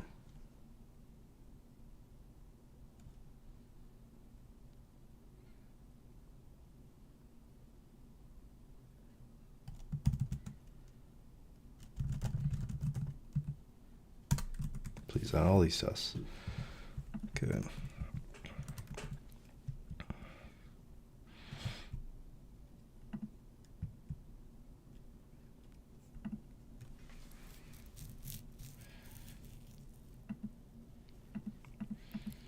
Okay, so then it real time. That's Buckshot. This is agents. And this is okay. Cool. Please monitor build.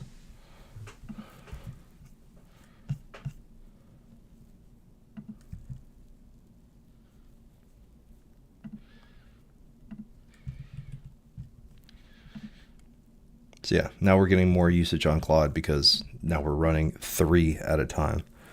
Push the main, pull across the main.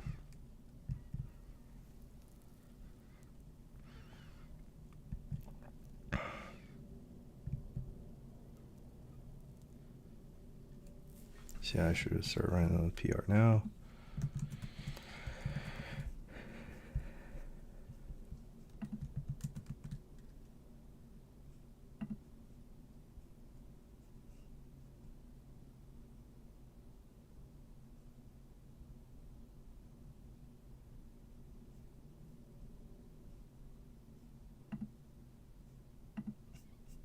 Okay. Cool. I'll add these checks as like required. So branch protection rules. Then we need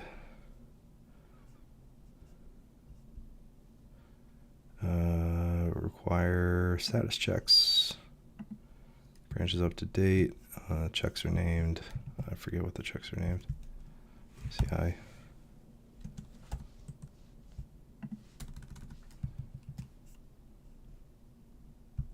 What are these named?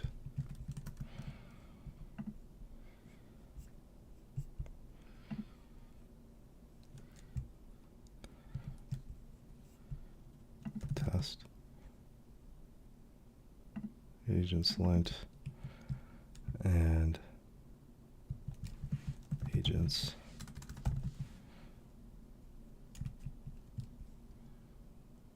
Build. Build. Okay.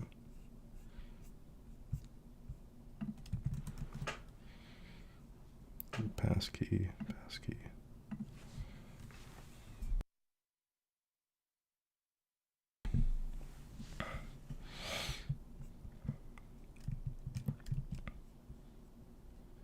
Okay, so we've got agents, please. So we're gonna say, just say review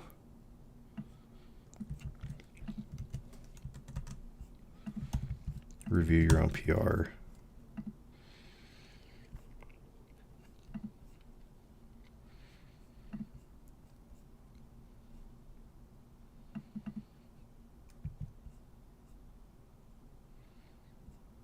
So up here, Roxas says share infrastructure failed. Check the error. Roxas step cleanup.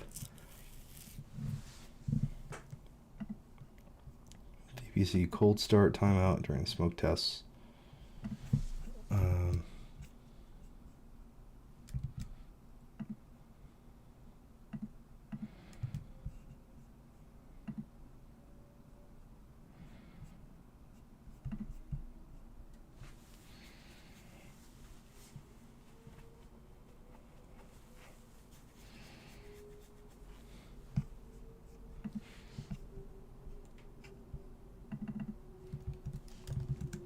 Can we add more?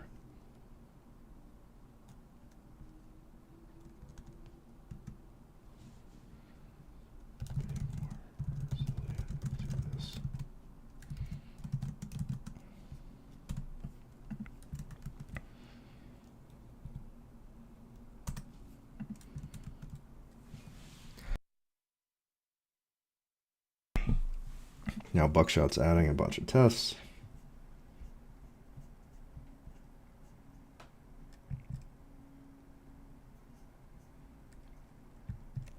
Capture before state, agent will run here. Capture after state, compute diff.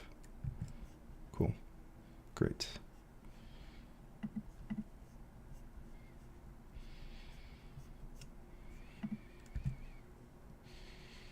Good question. Smoke this. VPC cold starts.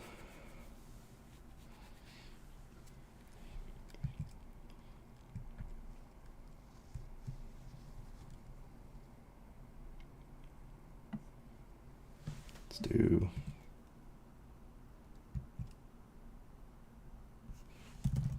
one and two.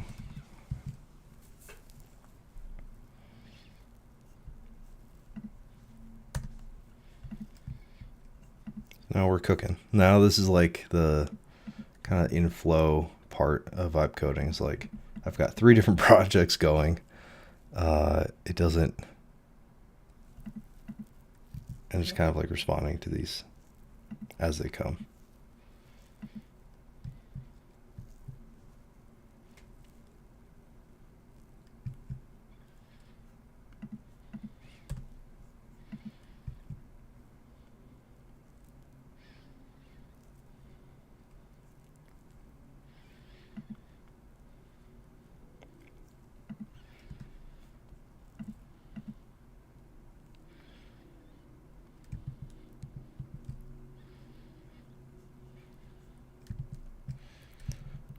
access agents.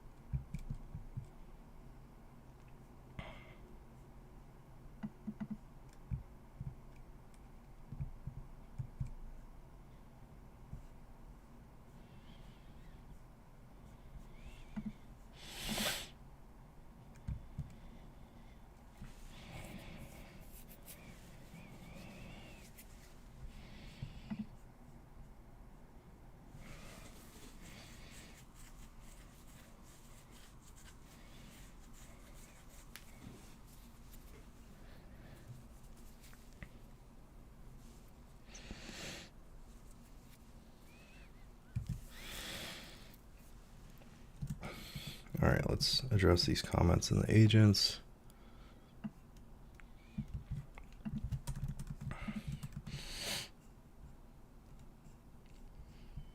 So added 18 new tests for this output stream thing. Okay, cool.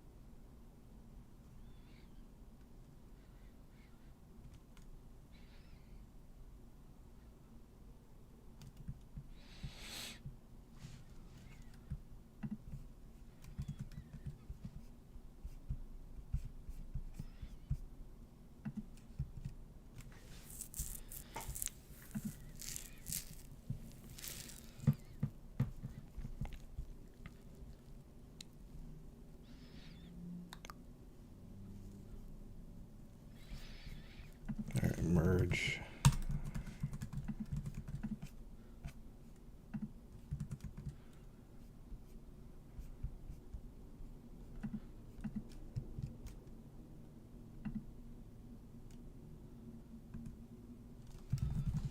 Please merge when ready.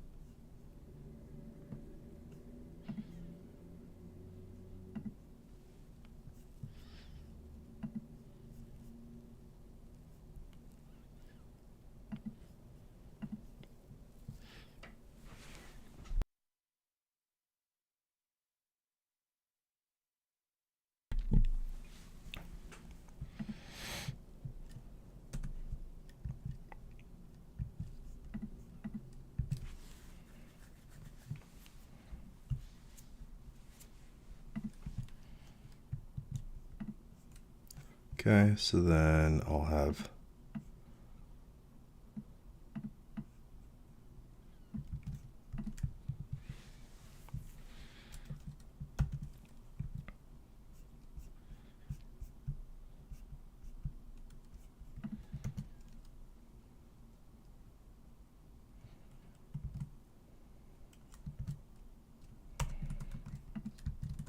it review these comments.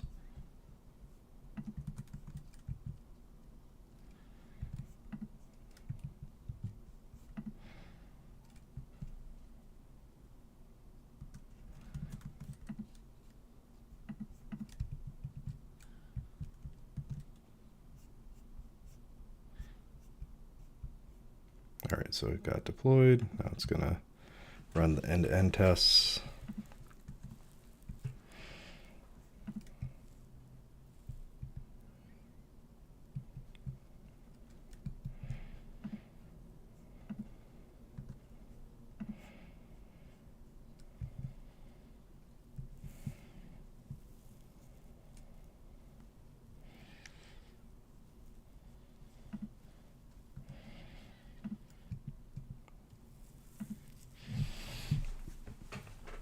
All right, we've got 3 projects cooking here.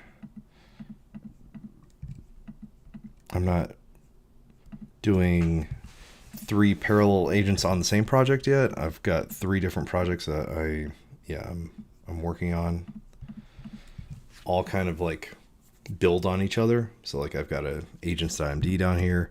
I've got kind of a agent orchestration thing over here, and then I'm it's watching PR checks, merger when ready. So okay, it's just sleeping and waiting for the PR checks to pass, so it'll merge when it's ready.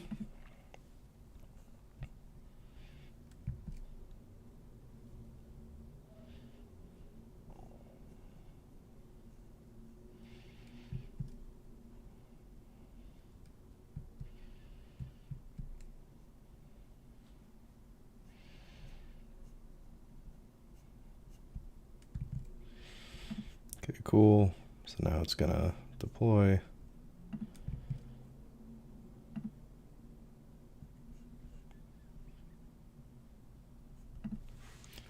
Clean up old branches.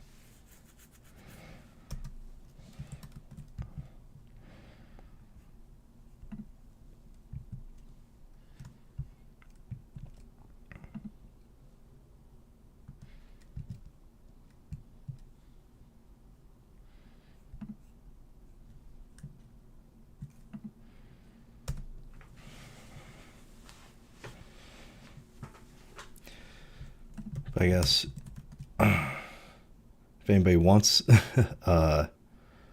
free Claude code passes, I've got a referral. I'll grab these. I don't know. I'll put this in the comments maybe. Whoever watches this first, this referral link, it's a free week of Claude code. Again, free week of Claude code. Just use my referral link here. I'll post in the show notes. And yeah, I guess that's kind of cool.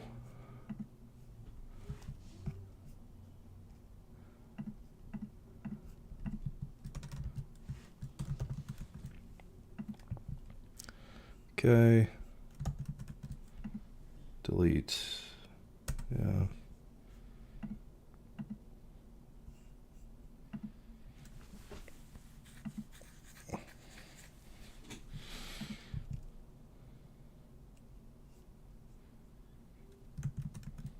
Okay, cool.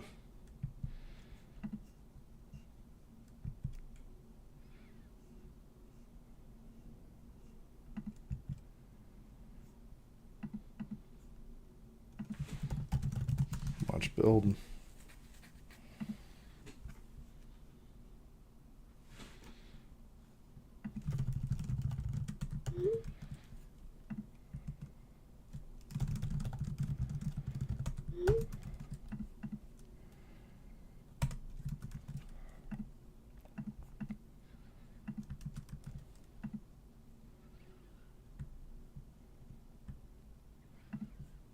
Okay. So I resolve these comments.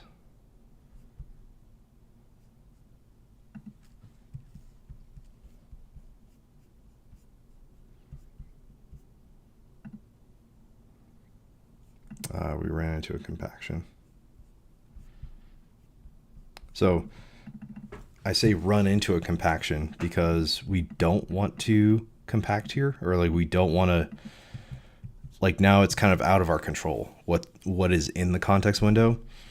So generally I like to try to monitor how much context we're at. If we're around 50% context, let's like kill it, let's land the plane, and then kick off a new context window, new agent. But otherwise we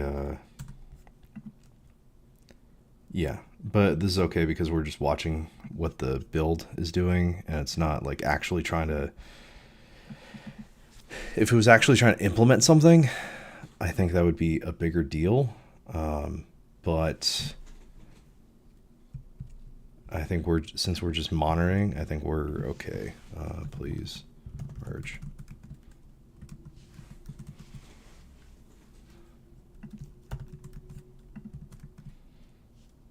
So we're gonna, well, shouldn't that just work?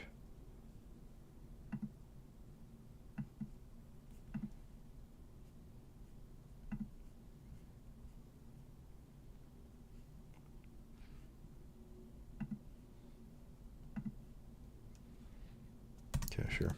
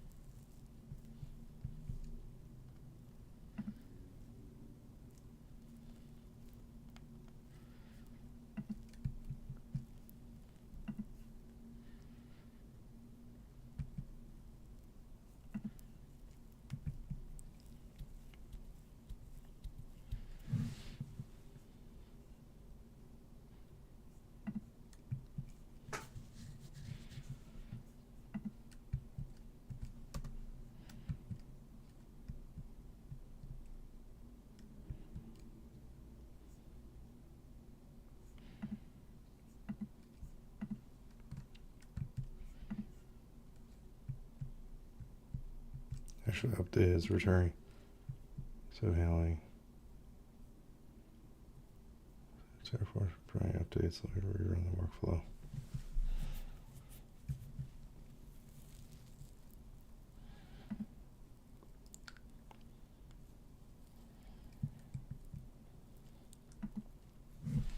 Okay. So Buckshot thinks it's working well.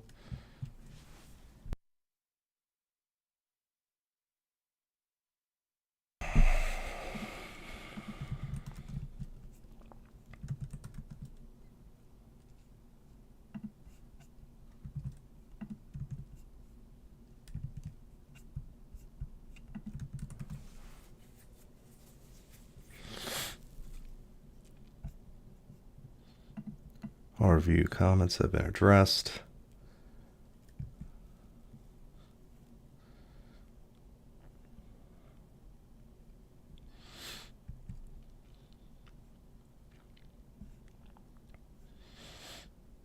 Okay, great.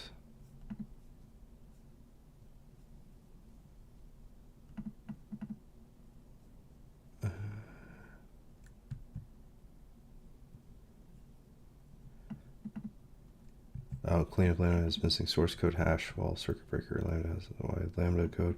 It's being updated. Oh, okay, gotcha. Cool. Great. So it figured it out.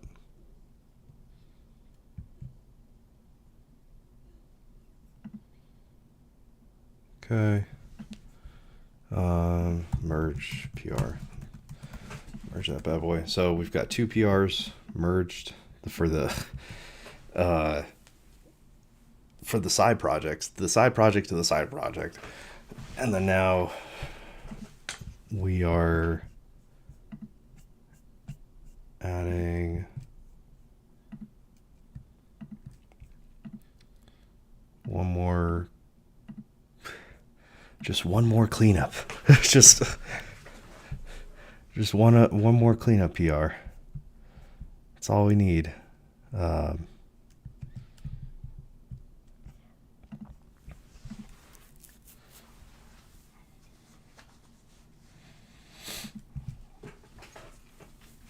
So, what did we learn today?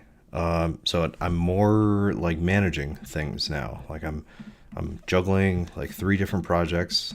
I'm telling 3 different developers or agents to do different things, and I'm not touching the code specifically. Like I'm not manually moving these lines around, but I'm still getting things done. I'm running tests. I'm doing code reviews. I'm planning work out.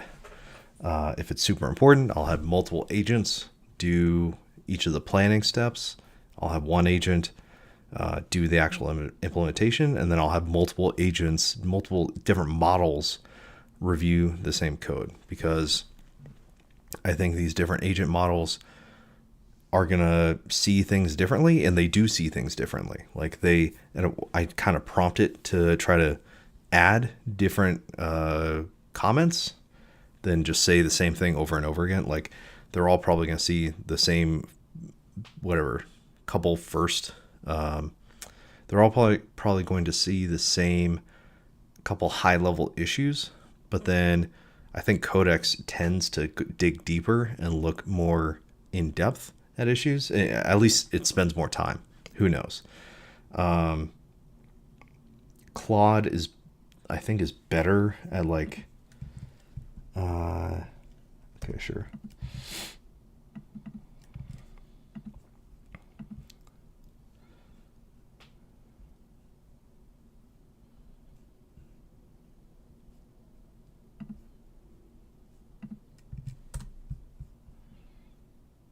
Claude is better at kind of orchestrating all these different. You want to rerun? Oh, let's just merge the PR and see.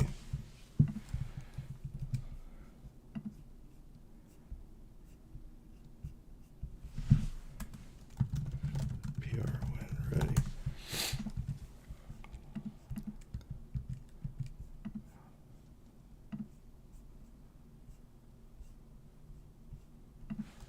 Okay. So anyways, it's going to merge this PR. It's going to try to run the cleanup command.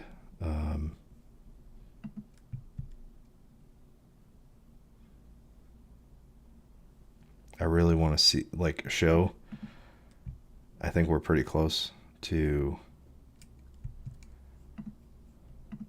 like, once this runs, once this gets deployed, all the tests run. Again, see how I'm like, I don't know. There's varying levels of like I'm not doing 3 different rounds of code reviews here, right? So it's relatively simple enough. I kind of understand what's going on. I think the tests would catch anything. If there was any issues, let's see, how long does deploy to dev environment usually take? I think deploy PR deploy to dev takes about 6 minutes. Okay, so it's 4 minutes. Could take a couple more minutes here, but basically I think our main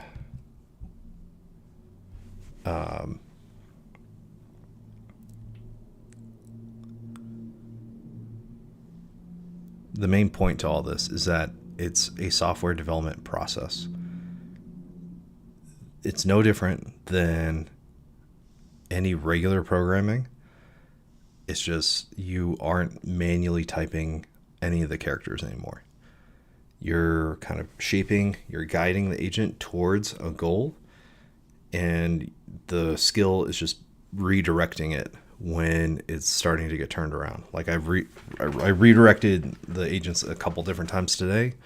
I redirected it where it was like it wanted to, I think, manually do stuff where I was like, hey, like let's try to solve this in code and let's see it work in code.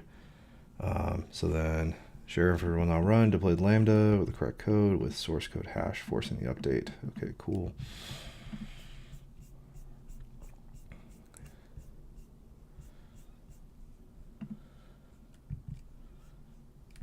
And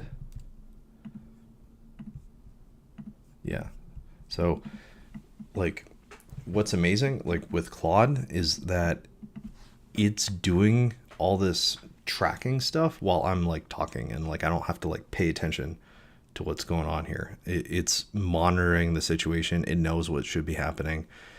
It's a junior developer working on the case. Like I don't have to read the logs. It reads the logs and then it goes and tries to fix it, and it goes back and forth. It's this whole like cycle here, right? And then these other ones are, doing supporting framework type of stuff. So with these projects, I'm improving the improvements. I'm improving the agents, improving like my workflow such that hopefully I'll get even more leverage out of it. I can just say, hey, Buckshot, review this PR, and then it sends it to, I don't know, 6 different agents maybe. And then they all figure their own things out, and then they add their PR comments, and then we get a really good kind of like sense of what should be done, how we can improve a certain AI generated PR with AI generated comments. There was another thing where I like guided it. So there was like a conflicting comment where it was like, oh, hey, please run this cleanup, ENI cleanup thing every hour. That Codex was more concerned about. I was like, no, just run it once a day. That's fine. And then it took Codex's suggestion of like, look at the pagination. I was like, oh, okay. I had no idea that there was pagination on number of ENIs, orphaned ENIs. I don't think we'll ever use it, but like, hey, it suggested that. It kind of looked more in depth as to what was going on. So, all right. Watching it. Let's see.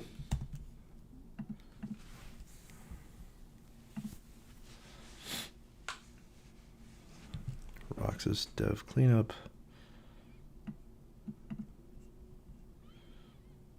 Orphan AI cleanup completed. Yes.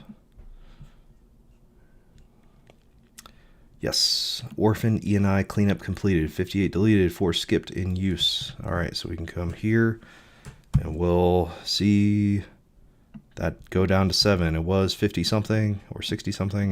Now it's down to 7. This is great. This is exactly what we wanted. Perfect. This is kind of the entire point of what we were trying to do here. So testing Lambda with non-existent PR should return skip. Okay, so now it's doing like the warming up the Lambda here. VPC cold start.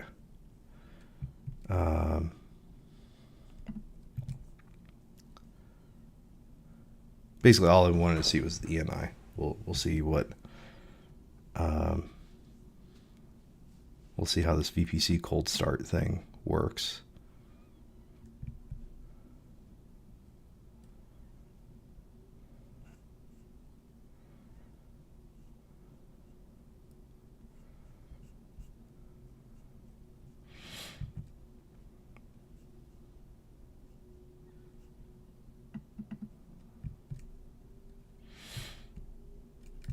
Let's let's see, Lambda. Okay, Lambda, it's modified. And I don't know. Time management. How do you tell if it started up or not? Oh, the file is not found. Oh, because did I make it a Golang thing? I don't know, I forget.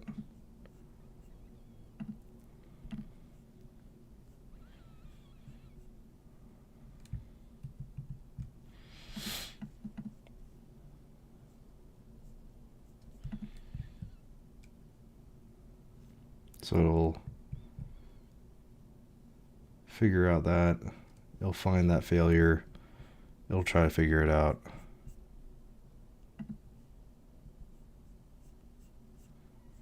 But full cold start, needs a version AI. Let me bring it over. Please add in more wait times here.